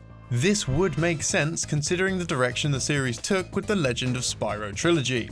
Another character that was popularized during the PlayStation's lifespan is Crash Bandicoot. The Crash franchise has a surprising amount of cancelled games, but one of the more interesting scrapped Crash projects is the game Crash Landed. Crash Landed appears to have been a reboot of the series, and was developed by Radical Entertainment for the Xbox 360, PlayStation 3 and Nintendo Wii, with Renegade Kid possibly handling the Nintendo DS version. The game's plot centered around Crash trying to save primitive bandicoots, named Bandicoots in the concept art from Neo Cortex, and Dingo Dial would have served as a secondary antagonist for the game. The title was cancelled after 2 years of development, following Activision acquiring the rights to all of Sierra and its assets. Activision decided to lay off the entire Radical Entertainment studio behind Crash Landed, and didn't seem interested in continuing development with another studio either. And now for today's random piece of trivia. Today we're talking about the Midway arcade rail shooter Carnival. Although the title was well known for its graphic content and, for the time, lifelike gore, one of the game's secrets is even more morbid.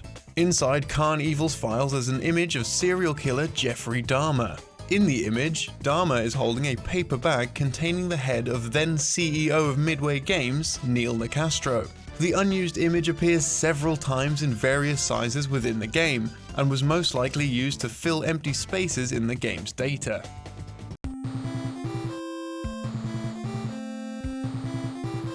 Did you know? In July of 2020, Did You Know Gaming released a video on cancelled Nintendo DS games, covering titles like a failed Crash Bandicoot pitch from 2008 and the formerly unreleased Metroid Dread. 9 minutes and 21 seconds in, we discussed a scrap sequel to A Boy and His Blob. Released for the Nintendo Entertainment System in 1989, A Boy and His Blob was a puzzle platforming game designed by legendary veteran developer David Crane, and in 2005, Majesco announced a new installment to the series developed by Crane's new company, Skyworks Technologies. It made a brief appearance at E3 2005, but was quietly cancelled and never heard from again. A Boy and His Blob for the Nintendo DS was thought to be lost, or at best, privately shared online in the mid-2000s. That was until May of 2022 when Did You Know Gaming reached out to a developer who was involved in the project and wished to remain anonymous. After a few days of talking, the developer, who we'll call X for the remainder of this video, provided 2 playable versions to the DS sequel to A Boy and His Blob. With the permission of X, Did You Know Gaming will be releasing both ROMs with the fine preservationist folks at Gaming Alexandria. Gaming Alexandria is a game preservation group and an open space for people to discuss video game history. When a high-profile prototype like A Boy and His Blob gets found, we have to do more than just releasing the files online. We need to also give historical context so that everyone can understand these games and the circumstances around their development and cancellation. And we're doing that in this video. But we also recommend heading over to Gaming Alexandria's write-up, which can be found in the description below. It includes a history of the Blob series and its creator, as well as a download link for the unreleased, now rediscovered Nintendo DS game. The story of A Boy and His Blob is also the story of David Patrick Crane, arguably one of the first rockstar developers in video game history. Over a long career that began at Atari in the mid-70s, Crane has worked on countless iconic titles, including Pitfall, Ghostbusters, and Little Computer People. In the 80s and 90s, his name would be a selling point for many games. Born in Indiana in 1953, Crane began tinkering with electronics at age 12. He enjoyed tearing apart old radios and learning the earliest forms of digital logic. On his 13th birthday, Crane didn't want any new toys or clothes. Instead, he got a used TV for $40 and spent the following weeks repairing it. By the age of 17, Crane had learned to program in 3 languages and was able to build his first computer out of junk parts. Crane graduated in 1972 and quickly entered the DeVry School of Technology in Phoenix, Arizona. He would leave 3 years later. Following this, Crane took a job at a semiconductor manufacturer, where he worked with his longtime colleague Alan Miller. Miller was a talented engineer from the University of California who was one of the first programmers hired by Atari for the original VCS home console. In early 1977, while living in the same apartment complex, Miller asked Crane to proofread an Atari job ad, and Crane decided to apply. He joined the VCS group months later and created 4 games: Outlaw, Canyon Bomber, Slot Machine, and the unreleased Boggle. Unlike today, there were barely any artists, musicians, or designers working at video game companies in the late 70s. Most Atari VCS titles were the work of a single programmer creating everything from start to finish with minimal resources. Many staff members thought their talent was unrecognized. Miller, Crane, along with programmers Larry Kaplan and Bob Whitehead, discovered that their products were responsible for approximately 60% of cartridge sales. Miller proposed a modest royalty plan to Atari's new CEO, Raymond Cassar, but was quickly shot down.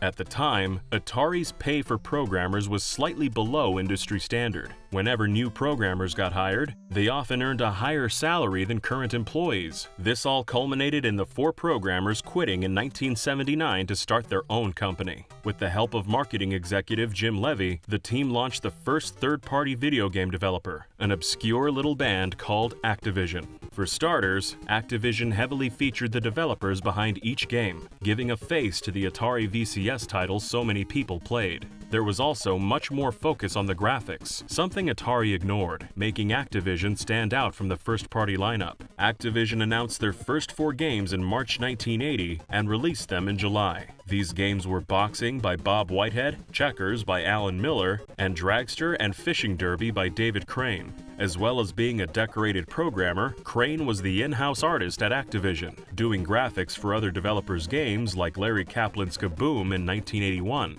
Crane's mother was an accomplished painter who made sure that her children were trained in arts and crafts. He was one of the few people in the business who excelled in both what was on screen and behind it, resulting in classics like Pitfall in September 1982. The 1983 video game Crash gave birth to many new third-party developers trying to follow in Activision's footsteps. The oversaturation of the console market led to the company turning to home computers. Activision's board of directors replaced CEO Jim Levy with Bruce Davis, and many developers, including Crane, felt the change was not up to par. As Crane told Game Developer in 2005, Activision became the giant of the early 80s by recognizing that a game is a creative product and requires a creative environment. Bruce Davis's biggest mistake was treating video games as commodities rather than creative products. Much like what happened at Atari, several staffers left Activision to form their own studios. Larry Kaplan left in June 1982 to co-start a game hardware company called Hi-Toro, later called Amiga. Bob Whitehead and Alan Miller left in 1984 to form Accolade. In February 1986, programmer Gary Kitchen, along with 3 other members of Activision's Eastern Design Center, set up an independent developer called Imagineering Inc. in New Jersey. Soon after, in August, that same group started a game publishing firm, Absolute Entertainment. David Crane, who was out of Activision by April 1987 and spent a brief time at Hasbro, was hired at Absolute in December 1988. Crane did not work at the offices in New Jersey. Instead, he worked remotely from his home in California. At Absolute Entertainment, games were developed at Imagineering and published under the Absolute label. The main 5 programmers would brainstorm ideas and discuss how any technical hurdles could be avoided. The person that could jump that hurdle would be crowned product manager for that game. At Absolute, Crane worked on titles including Super Skateboardin' for the Atari 7800 and Bart Simpson's Escape from Camp Deadly for the Game Boy. His biggest game, however, would be a Nintendo Entertainment System project conceived in 1989. Crane wanted to make another Pitfall-style game, but this time making it a tool-using adventure. He'd played other adventure games in the past and hated menus breaking up the flow of the action. To jump this hurdle, Crane thought back to a cartoon from his childhood. The Herculoids was an animated fantasy series from Hanna-Barbera that aired from 1967 to 1969. A bizarre relic of 60s sci-fi, it starred a family of space warriors on a far-off planet fighting alongside their giant pets known as the Herculoids. There was Tundro the Tremendous, Zoc, Igu, and Gleep and Gloop.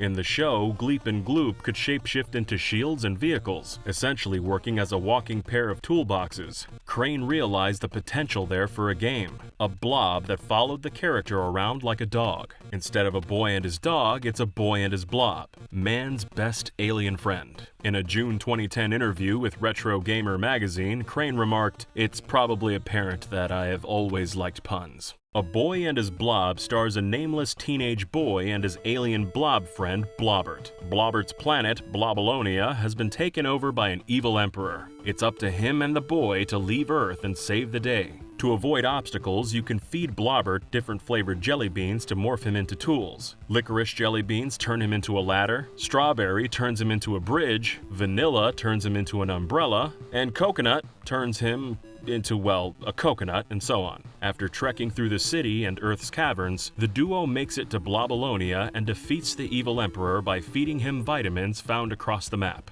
Licensed by Nintendo in the summer of 1989, A Boy and His Blob's development took place over an intense 6-week period. Nintendo was extremely strict with their deadlines, and this brief amount of time for Blob was by all accounts the most challenging schedule anyone at Absolute Entertainment had ever faced. Crane rented a flop house a block away from the offices and worked 16-hour days with no breaks. For the last 2 weeks of development, he worked 20-hour days, going back and forth to the Consumer Electronics Show in Las Vegas to present demos with barely any sleep. At the very end of development, Absolute flew another programmer to a hotel across the street from Nintendo of America headquarters. The Absolute members in New Jersey sent him the final code via modem to burn onto EPROMs and hand-deliver them. This gave them 1 extra day of work versus FedEx shipping. The impossibly short deadline ruined any bigger plans Crane had for A Boy and His Blob. As Crane told Retro Gamer, "In my vision, A Boy and His Blob was going to be the first video game to be simultaneously released as a game, toy, and animated film. We went so far as to bring in the supervising producer of the first animated Transformers movie, Jay Bacall, to work on the film's development. But that was another casualty of the tight schedule. It would have been difficult to concentrate enough resources simultaneously on those 3 diverse development tasks. A Boy and His Blob would be released in late 1989, right before Christmas. The game was one of the most played titles within Nintendo of America and received an internal rating of 28 out of 40. Blob sold 250,000 units and received several positive reviews, front covers of magazines, a Parents' Choice Award, and a 1991 Game Boy sequel, The Rescue of Princess Blobette. The hard work David Crane, Gary Kitchen, and the rest of Absolute Entertainment put into their game paid off, and although the feature film plans fell through, the future of the series still seemed bright. However, Absolute Entertainment ceased operations in November 1995 and was liquidated under Chapter 7 bankruptcy. But this didn't stifle plans to reboot A Boy and His Blob in the following years. Most of their library was picked up by publisher Majesco, who re-released several games in the late 1990s for the Game Gear, Genesis, and SNES. David Crane and Gary Kitchen started a new company, Skyworks Technologies, which focused on producing websites and online brand-sponsored games, or advergames. They did work for dozens of Fortune 500 clients, including Ford, Buick, Toyota, BMW, Kraft, Pepsi, McDonald's, Smirnoff, and John Deere. Several ex-Absolute members were brought on board, as well as Alan Miller, Crane's old companion from Atari and Activision. It was very much a reunion for Crane, who by this point had been in the industry for over 25 years. In the early 2000s, Skyworks started developing games for the Game Boy Advance and Nintendo DS. The company had a good connection to Majesco through Gary Kitchen's brother, Dan, another Absolute founder who was currently Majesco's VP of Development, and Majesco published most of Skyworks' titles. In August of 2004, Majesco announced their first 3 games in collaboration with Skyworks: Texas Hold'em Poker, Monster Trucks, and F-18 Super Hornet. Before Majesco connected with Skyworks, Majesco had attempted to bring back A Boy and His Blob in-house. In 2001, they announced a Game Boy Advance reboot subtitled Jelly's Cosmic Adventure, which featured older, hipper versions of the Boy and Blobbert. Majesco's internal development team, Pipe Dream Interactive, would handle development, and the game was intended to release in December of 2002. Very little from Jelly's Cosmic Adventure remains aside from a few remnants on websites like IGN. No screenshots or gameplay footage is known to exist, and it's unknown how far the project even got. It's entirely possible that the game never even started. This is where our anonymous contributor X comes in. X joined production in between the cancellation of Jelly's Cosmic Adventure and the partnership with Skyworks. Majesco's staff got a heads up in late 2004 that Skyworks was going to develop a new entry for the Nintendo DS, simply called A Boy and His Blob. In this game, the nameless boy is now 16 years old, and still no one believes him about his old alien friend Blobbert. Before he can move on from the past, a spaceship crash lands in his city. It's Blobbert, and he's come back to warn everyone about the evil emperor of Blobolonia, who is planning to enslave the human race. It's up to the boy and Blobbert to save the day. Everyone at Majesco was excited that Crane and Kitchen were supposedly leading the project. Crane was the special guest at their Christmas party that year, and he announced he'd be supervising development to keep it true to the spirit of the original. According to X, this was a lie.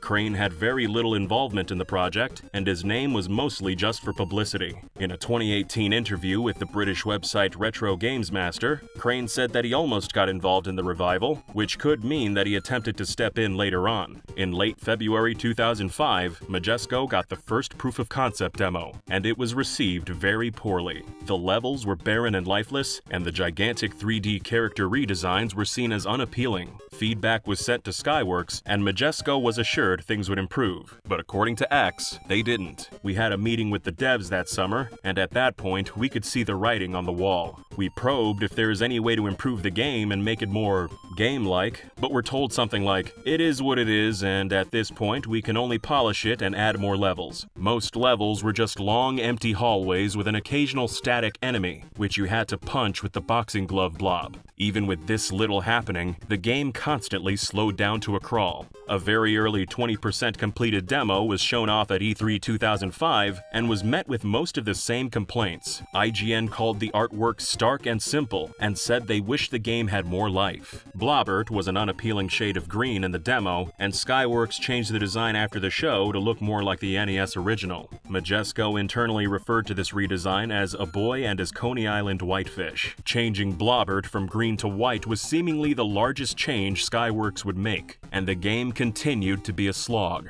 Majesco quietly canned the title in late 2005 over quality concerns. Following this disaster, Dan Kitchen lost his job as VP of Development in January 2006, and the company never collaborated with Skyworks again. That leads us to today, where we find ourselves with two prototype builds of A Boy and His Blob for Nintendo DS. The builds are 2 months apart, the latter being the final build Majesco ever received. Let's take a look at both surviving ROMs and see if they truly deserve to be called off. The first build is dated May 16, 2005, 2 days before E3, and immediately drops the player into the first level. Unlike the NES original, which contains one massive map, the DS game is split into levels. The player is in the heart of the city and is equipped with 4 jelly beans: vanilla, licorice, and 2 new flavors, ketchup and kiwi. Ketchup can be placed anywhere to make Blobbert respawn, or catch up. Kiwi can be fed to Blobbert, turning him into a massive boxing glove that can kill enemies. In the NES game, there were no enemies. In the DS game, thugs, robbers, and blue aliens are lightly scattered all over the map and can be killed with the Kiwi jelly bean. And just as a reminder, the person you're playing as is a 16-year-old boy. The biggest problem with the first build is Blobbert. When the player uses the licorice jelly bean and climbs to the top of the ladder, he does not follow. You have to climb up the ladder, feed him the ketchup jelly bean, and then continue. This becomes a chore. Constantly feeding Blobbert ketchup jelly beans to revert him back to his original self slows things down considerably. You can't whistle at him because he'll spawn on the ground, rather than the platform. This is thankfully fixed in the second build. After collecting the kiwi jelly beans and getting past the enemy, you grab a treasure chest and are rewarded a sparkly hot pink completion message. You're then placed back at the start, repeating the level for all eternity. The first build is essentially a proof of concept and is only a taste of things to come. The second final build is dated July 21st and is much closer to the finished product. Up front, there's a title screen and a level select for 5 different worlds. Don't be fooled though. The levels end after World 2, with everything past that leading to a black screen. Although there's 20 different jelly beans on the bottom screen, only 5 are usable: vanilla, licorice, ketchup, strawberry, and replacing kiwi, fruit punch. Even for prototypes, both builds are incredibly limited. Big modern cities and schools are empty and consist of seemingly endless straight paths. The puzzles are rare and simplistic. The hardest thing you'll do is climb up a ladder and descend with an umbrella. The seldom seen enemies just stand there menacingly. It's never not apparent that this is a very unfinished product. A Boy and His Blob for Nintendo DS brings nothing new to the table, hardly expanding upon the NES game from 15 years ago. A good revival adds new elements while still retaining the best parts of the original. This does neither. It adds nothing new, and the large challenging puzzles of the NES game are replaced with walking down hallways and occasionally climbing up a ladder. With Skyworks and Dan Kitchen no longer working with Majesco, the Blob franchise seemed dead. However, a few years later, things changed. The company Way Forward and its director Sean Velasco were fans of the NES game and felt the series had plenty of potential. Already having a good relationship with Majesco, the studio pitched their own revival that focused on the boy and Blobbert's friendship and used soft, 2D hand-drawn animation. Majesco loved the pitch and greenlit the production for a new A Boy and His Blob for the Nintendo Wii. The game would release in October of 2009 and was met with very positive reviews. Many critics praised the compelling gameplay and its faithfulness to Crane's original game.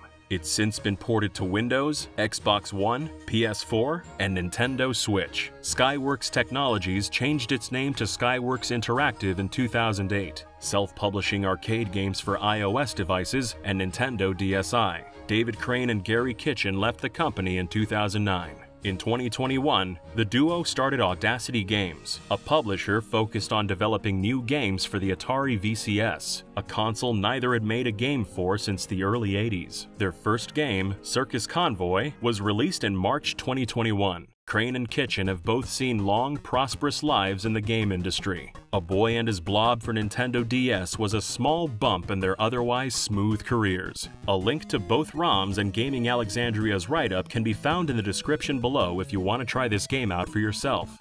Cell Damage was a vehicular combat game created by Pseudo Interactive and published by Electronic Arts. It first released on the Xbox in late 2001 before hitting the Nintendo GameCube in May of the following year, and later being updated for the PS2 under the title Cell Damage Overdrive. The game had its detractors, being subject to mixed reviews from critics, but over time developed a modest fan following, enough to warrant an HD re-release years later. Although the game would attain some success in the long term, there was once a time when Pseudo Interactive's plans for Cell Damage were much greater. This included a sequel. The company only officially acknowledged this project once, during a post-mortem article written for Gama Sutra in 2002 by their CEO, David Wu. He mentioned that Cell Damage 2 would be one of their next projects in development and would launch in late 2003. I contacted Wu and a number of his former colleagues from Pseudo to bring to light why this never came true.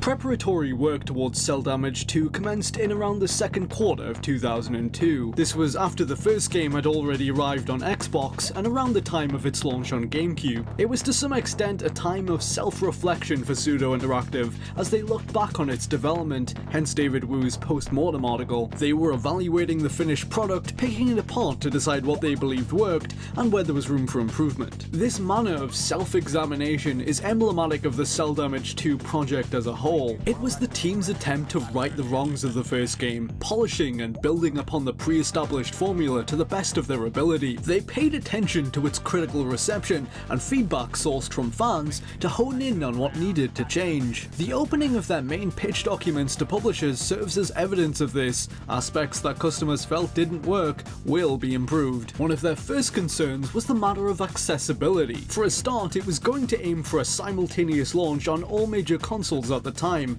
Xbox, GameCube, and PS2. Cell Damage 2 would have focused on welcoming newcomers to the series and being less intimidating in general. They planned on adding training missions and mini-games to give players a safe environment in which they could learn the game mechanics. The entry-level difficulty was planned to be made easier, although they still wanted to maintain the much more challenging settings for more adept players. Pseudo was also working to reduce one-hit kills and random deaths, two fairly prominent aspects of the first game that was subject to criticism. They wanted to allow players more time to plan and react, hopefully making battles fairer and more satisfying. In order to do this, they were introducing a health bar along with dynamically rendered damage effects for vehicles. Your vehicle's health was able to slowly regenerate over time too. This wouldn't have cut one-hit kills out of the equation completely, however. They would have just been reserved for the most powerful weapons. They were attempting to inject more depth and strategy into the mechanics through a few big additions like this. For the first time, players were able to exit their vehicles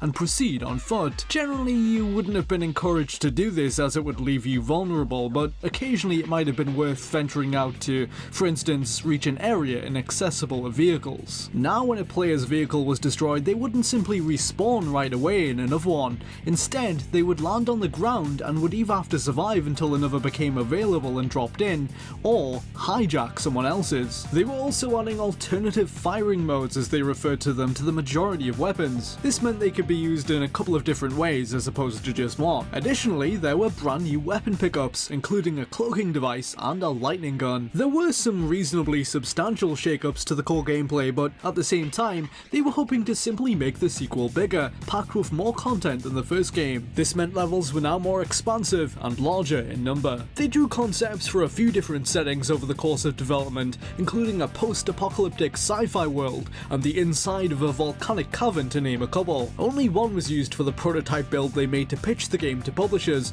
a prehistoric landmass named Dinosaur Island. It featured a fully drivable underwater section complete with robot sharks. The character roster in Cell Damage 2 was, like everything else, receiving a bit of a shake-up. In the way of returning characters, there was Cinder, Violet, Dominique, and Foulmouth. Two of the boss characters from the original were being brought back too, and unlike before, they would have been unlocked from the start. These were Count Earl and Whack Angus. They would have been joined by 4 brand new bosses, images of which Pseudo Interactive's former heads were glad to dig up for the purposes of this video. Unfortunately, the names of these characters have become lost to time. The names that were proposed have been completely forgotten by those that worked on it and weren't preserved in any of the recovered documents. Representing the Dinosaur Islands theme was a caveman character wielding a bone club. There was a new robot character, an Egyptian princess, and a sheep king. All 3 modes from the original Cell Damage, Gate Relay, Flag Rally, and Smack Attack were planned to return, and this time with team variants. For example, the mode they were testing was Team Smack Attack. Players would assemble a group of 4 contestants of their choice and compete against a rival team with a shared pool of hits being counted up.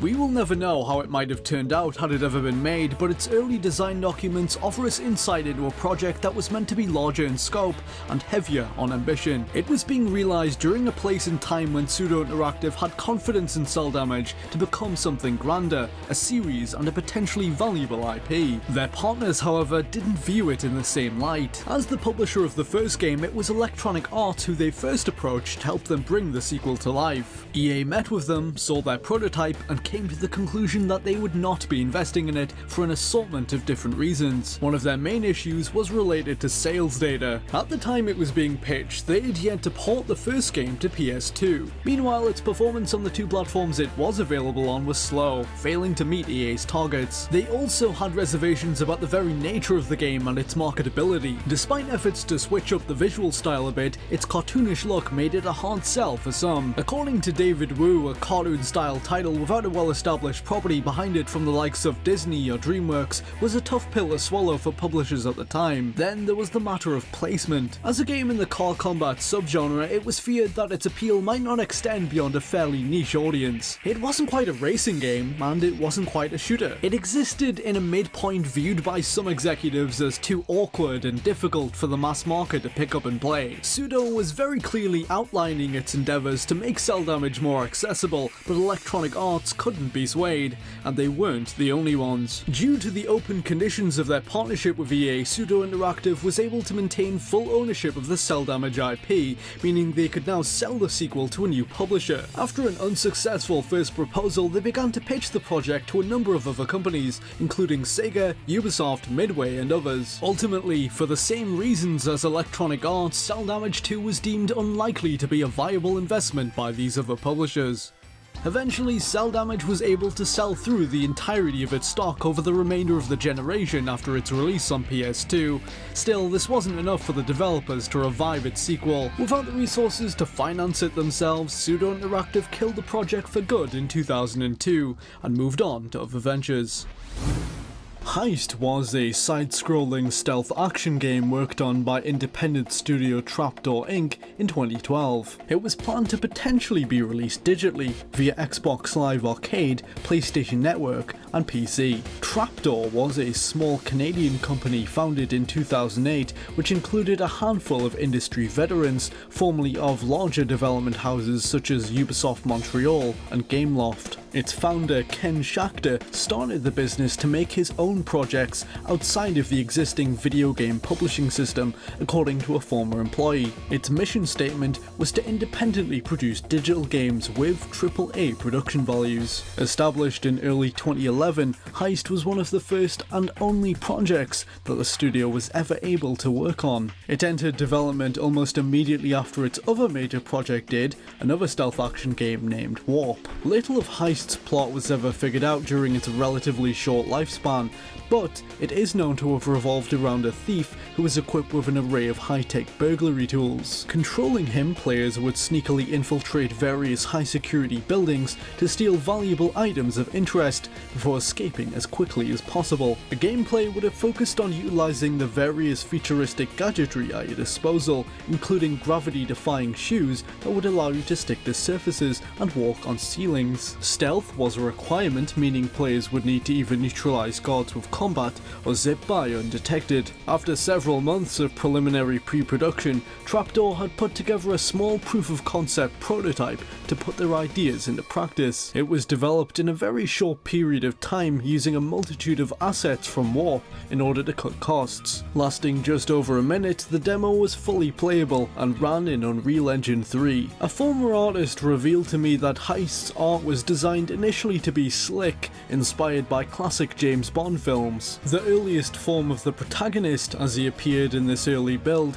was a well-dressed white male in a scarf and sunglasses. Once the first prototype was finished, however, the art direction continued to evolve as the team attempted to make it more unique. Tighe, who was an artist on the game, told me that the main character was changed to a young mixed race man of South American descent. Tighe explained, "When you are a small studio, you need to create original material and interesting visuals to get away from the more common AAA realistic titles. Not only should the gameplay be more creative, but the graphics as well." In addition to our hero were side characters, including his father and a short-haired love interest, both of which were also experienced burglars. The latter of the two, according to Dyson, was planned to be the game's second playable character. Elaborating on his ideas, he said, "I wanted to do something different for the hero's love interest, to move on from the traditional sexist and stereotype representation and the female tropes in the game industry. She was supposed to be a thief too, probably better stroke more fun than him.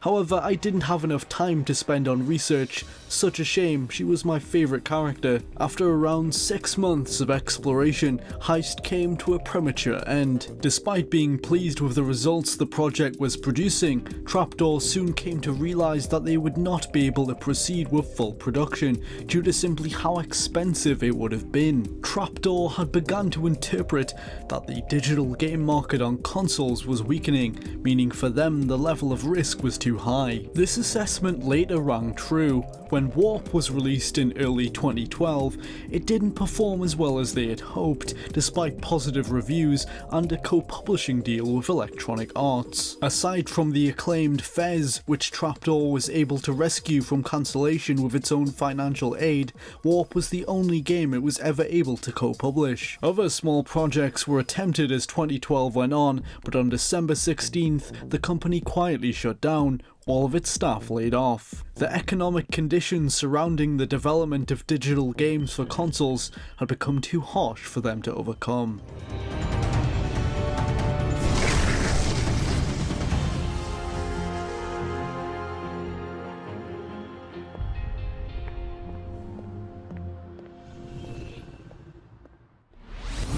Seeing huge success in the mid-2000s, Activision's Guitar Hero ballooned into a music rhythm juggernaut. It didn't take long before a myriad of spin-offs were in production, branching out from the premise of the original series. Soon came alternative takes like the portable Guitar Hero on Tour, DJ Hero, Band Hero, and all of their respective follow-ups. By 2010, the Hero mega franchise was set to expand even further, with other new undertakings like the ultimately unreleased Sing Hero in the works. Around this time, Freestyle Games was gearing up to develop the third major installment of DJ Hero. The team behind it was seeking to find new ways to innovate upon the formula and keep it fresh the third time around. The previous game, DJ Hero 2, is known to have derived some of its ideas from a rejected spin-off pitch by Zoe Mode named After Party, so this was to be Freestyle's first attempt at drafting a sequel completely from scratch. As they were working on DJ Hero 3, their general concept for the title was in a state of flux. Their owners, Activision, were struggling to determine the direction it should take.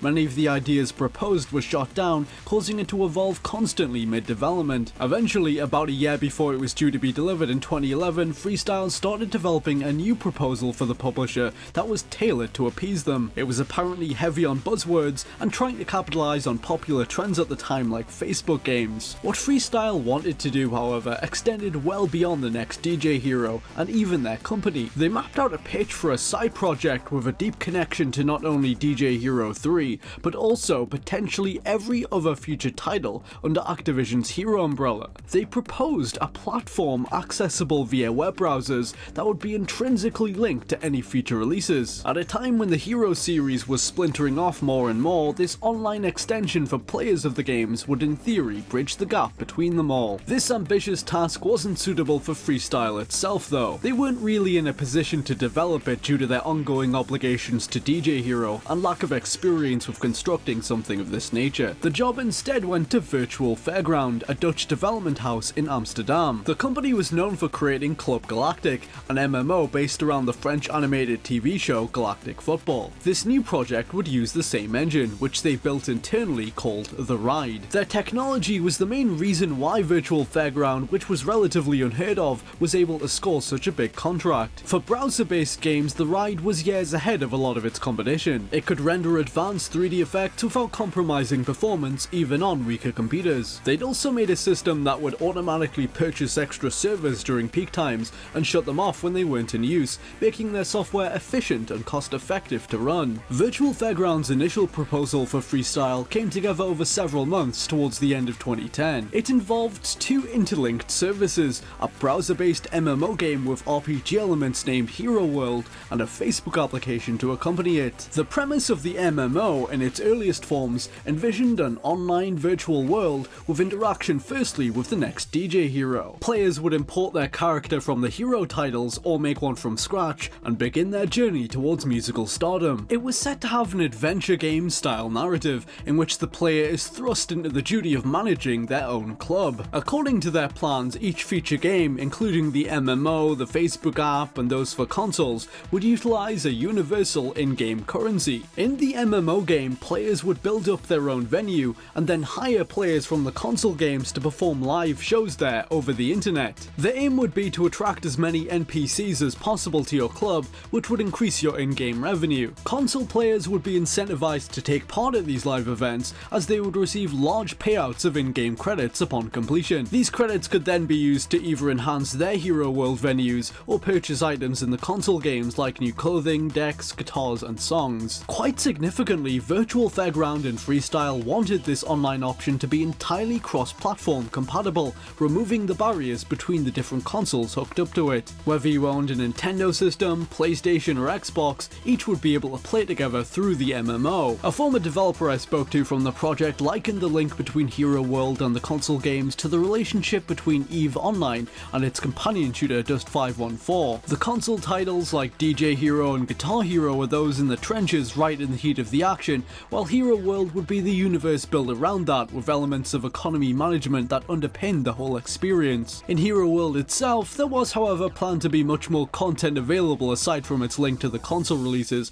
allowing it to function as a standalone experience. The end goal in the game was to take over as much of the overworld as possible. The more income your venue brought in, the more you could expand and grow your very own musical empire. There were certain obstacles to overcome along the way, primarily an NPC faction that opposed you. To compete with this enemy, players would engage them in a dance-off. This functioned through a turn-based battle system in which you would have to string together dance combos and special abilities to defeat them. Executing attacks required you to carefully time your moves, not dissimilar to the Paper Mario series for example. You would have been able to dance off against other players as well in competitive matches of 1v1 or teams of 3-on-3 in a fight for more territory. It's important to note that the project was being pictured as being more than a straightforward MMO, but as a whole new platform for music enthusiasts. Users would have been able to publish their own original songs through the service, and they'd gain in-game credits for doing so. The Facebook app planned to complement the MMO, on the other hand, was essentially proposed as a festival management game. This was similar to the venue options in Hero World, but more heavy on managing an in-game economy. You would construct your own stage, deciding on the layout,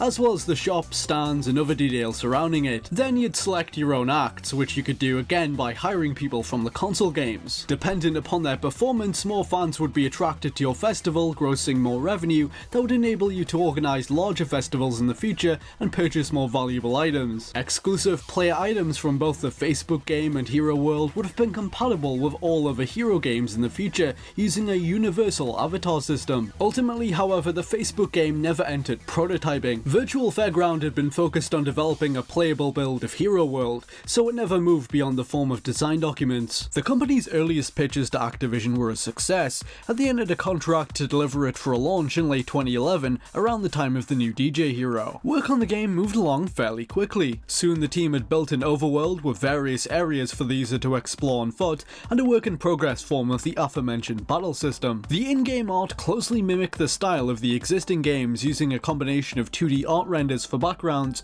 and 3D models for characters. The initial appearance of the game used a slightly cel-shaded look with black outlines around characters, but this was later dropped as time went on. By the end, extensive features for personalizing both venues and characters were in place. Venues especially included a fairly deep level of customization. Everything from the floor to the ceiling could be decked out with new lighting equipment, furniture, plants, and other decorations. You could also decide upon the music playing inside too, and unlock more songs by completing quests. The game was set to be completely free to use, although it did include a small corner of microtransactions that were designed not to imbalance the in-game economy or cheapen the overall experience. Using real money, players could buy additional cosmetic enhancements for their club, but none of those would give you any actual advantage in gameplay. As opposed to charging for a subscription or using a freemium model, Hero World would have generated revenue for the developers mainly through sponsorship deals. A designer who worked on the project illustrated how this might have worked by using Club Galactic as an example. With that game, real football teams sponsored the developer to include special items featuring their branding, which were available for a limited time during special events. For Hero World, this could have therefore potentially led to bands and music labels advertising in-game using unique item giveaways like this. Development on Hero World lasted around 5 months between fall 2010 to the start of 2011, when troubling news arrived from Activision. Every last Hero project currently in the works was to be discontinued. This was primarily down to an alarming decline in sales that the games were experiencing, which many have since attributed to an oversaturation of releases. Between the start of 2009 to the end of 2010, over 10 new installments were launched, including an inundation of spin-offs like Guitar Hero Metallica and Smash Hits, as well as mobile versions. Another major factor that caused this unprecedented breakdown was severe development issues encountered during some of their ongoing projects behind the scenes. Guitar Hero 7 was the main victim of these difficulties. Problems with the game are said to have included a faulty prototype controller known as the Live Guitar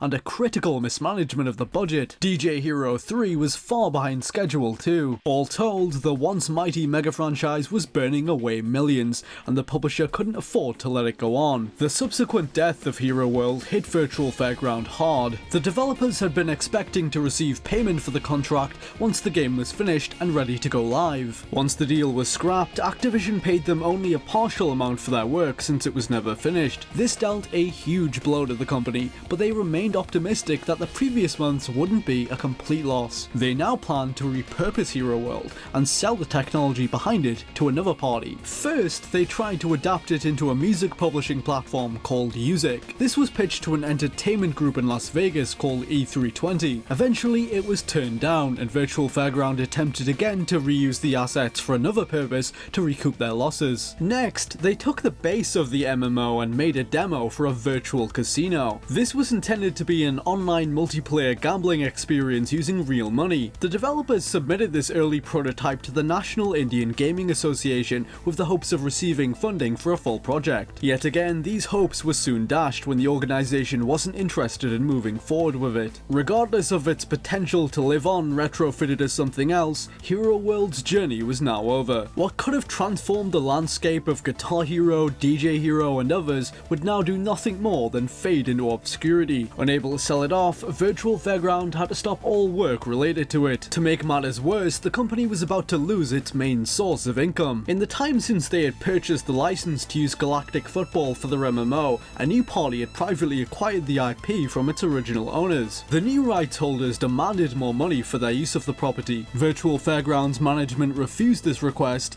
and a lawsuit broke out. In light of these circumstances, the studio was now forced to close Club Galactic down. This incident, along with another failed project, caused Virtual Fairground to go bankrupt in mid-2011, just 4 months on from the cancellation of Hero World.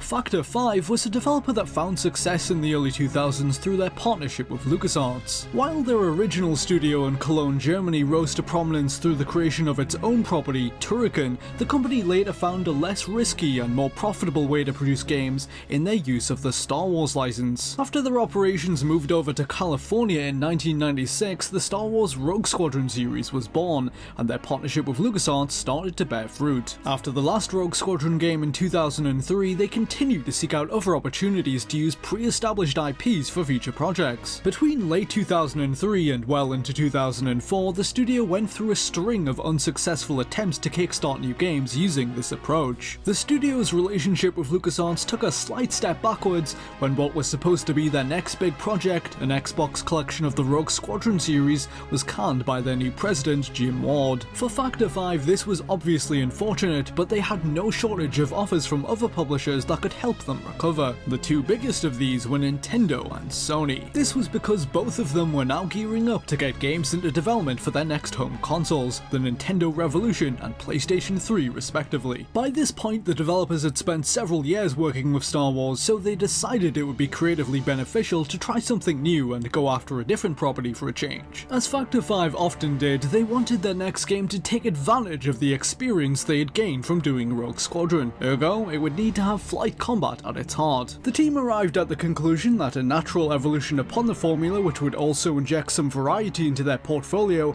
would be a title centered around dragons. They wanted a flight combat game in which the dragons were ridden by humans in order to make the action and the narrative more relatable to players. It was at this juncture that Factor 5 realized that the Dungeons & Dragons license could be a good fit for what they had in mind. In particular, they wanted to use the universe of Dragonlance. The rich mythos of Dragonlance, which was created originally by Laura and Tracy Hickman, tells of a world dominated by dragons. It was first established in the mid-1980s through a series of Dungeons & Dragons branded novels. Factor 5 was hoping to make a game entrenched in the Dragonlance lore, and met with the rights holders to see if it would be possible. The license holders, Wizards of the Coast, were open to the idea on the condition that they would pay a large fee to use the property. It was now up to Factor 5 to sell publishers on the idea. The two that had been anxiously awaiting their next project, Sony and Nintendo, were each given the chance to fund the game. The developers offered them it as a potential exclusive for their next platforms, having enjoyed the benefits of focusing solely on GameCube with the Star Wars titles. However, both Nintendo and Sony declined the offer. Each of them were interested in both the project and the company behind it, but the cost of the license was seen as being far too expensive. With no other publishers willing to cover the costs, their next-gen Dragonlance flight game didn't come to pass. It would never move beyond the earliest of pitch documents. This didn't cause the developers to let go of their idea of doing a dragon-centric game entirely though. It was with some slight reluctance that they chose to make it into a new IP, becoming Lair. Again, both Sony and Nintendo found themselves competing to secure it for their new consoles. There were a few different elements factoring into them deciding which to go with, chief among which were tech specs. Factor 5 quite simply wanted to work with the most powerful console they could, the one in which they saw the most potential for breaking new ground from a technical perspective. Fortunately for them, they were so close with the two industry giants that they were granted intimate access to the details of early prototypes for their new systems. According to Julian Egbrecht, Factor 5 Inc.'s former president, the earlier specifications of Nintendo's Revolution were comparable to that of an Xbox 360. However, Sony in his eyes was outdoing them from a technological standpoint with the PS3's cell processor. Nintendo began to change direction with the Revolution around this time, doubling down on their new controller as its core selling point, and opting for less powerful hardware to cut costs. The people of Factor 5 who had previously pushed for Nintendo doing a more powerful console with the GameCube were left somewhat baffled by the decision. This led them towards finally choosing Sony as their new partner. Another big motivation for them doing this was that Sony offered them an enticing multi-game contract. The developers had begun wanting to explore more original ideas, and the deal would allow them to do just that. In addition to Lair, they were signing on to produce a few other new IPs for Sony systems, including 2 digital projects for PSN. None of these were ever finished. An ex-employee of Factor 5 informed me that their general concept for the Dragonlance game, described in its pitch, was largely identical to what Lair would become, minus Lair's heavy reliance upon motion controls. Another former worker shared that it was essentially the same game, without the convoluted narrative of Lair. In its early days, Lair flirted with a few more of the fantasy tropes seen in the Dragonlance universe than the final game itself did, such as the presence of gods overlooking the world. One idea they had depicted a being known as the Mother God. This would have been an omnipotent creature that the player could visit and interact with, which would have altered its appearance and personality based upon happenings in the world. She had 2 forms, one benevolent and merciful, the other a violent bringer of death. This concept was ultimately abandoned in pre-production. Lair would remain a Sony console exclusive as per their agreement, although the engine which powered it was eventually ported to the Wii. Factor 5 used this to develop all of their games for the system, but none of them would ever be released. Animal Wars was a tactical RPG in development at Factor 5 Inc. in partnership with Sony Computer Entertainment. It was originally slated for release on PlayStation 3 following the completion of Lair. The game came about as the result of a multi-game contract Factor 5 signed with Sony in 2004, which locked them in to produce several titles exclusively for PlayStation platforms. Lair was the first and only game to ultimately see a release through this deal, as behind-the-scenes relations between the 2 companies declined. Work on Animal Wars began in 2004 in conjunction with Lair, but whereas Lair exhausted a great deal of Factor 5's resources from beginning to end, Animal Wars was comparatively a much smaller project. For the 2 years it existed in the background, it was work done by no more than 4 people, a lone programmer, 2 designers, and 1 dedicated artist. Animal Wars took place in an alternative universe inspired by the events of the First World War, with each faction consisting of various anthropomorphized animals. Real-world historical figures such as Archduke Franz Ferdinand were parodied, in this case becoming Archduke Ferdinand, whose assassination at the hand of a terrorist organization of cats known as the Black Paw forms the catalyst for the Great War ahead.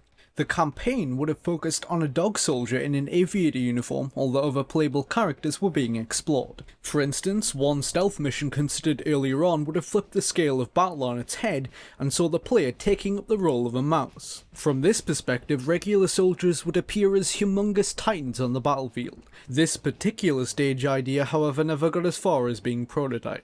One of our sources likened its gameplay, of which very little was completed, to Valkyria Chronicles. It was meant to be a strategy RPG with a turn-based battle system and a unique oil-painted art style, which one former developer said was like Valiant Hearts in 3D. Its concept of anthropomorphic warfare was deceptively innocent. Certain sketches produced for the game depicted a number of particularly violent scenes, including a dog soldier standing over a freshly decapitated pig. Its artistic direction leaned dark in this respect, though it had yet to be determined exactly how explicit the final product was going to be. In what was said to have been a big contributing factor to Sony being willing to fund it in the first place, the title was leveraging the work Factor 5's people had done previously on the Star Wars Rogue Squadron games. The publisher was keen to capitalize on the experience they had gathered from that series with its blend of ground and air vehicular combat. As explained by one of our sources, a central part of its overall premise was that each vehicle would have in some form built-in special attributes associated with different animals into their design and functionality. For example, cat tanks were able to right themselves regardless of how recklessly they were driven, like a cat landing on its feet. The game's development was intimate, involving few people, but this did nothing to limit its ambition.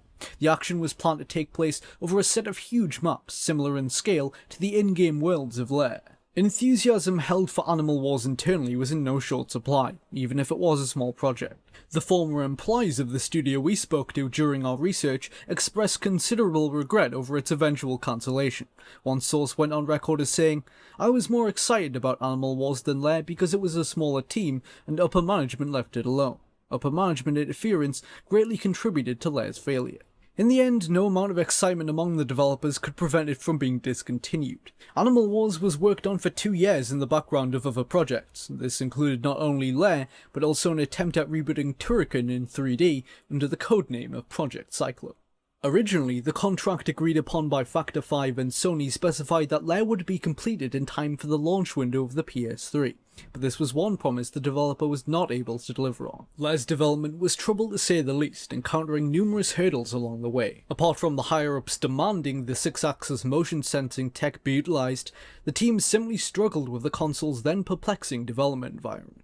Factor 5 was already a company of limited resources, but Lair's problematic life cycle led to multiple staff departures mid-development, leaving them unable to fulfill their end of the deal. The company therefore had to convey to Sony that they would not be able to produce Lair on schedule, and requested it be delayed into 2007. Their response was to cut off Animal Wars plus any other projects ongoing and redistribute their funding into Lair. Factor 5 was incapable of self-financing it, meaning it had to be cancelled.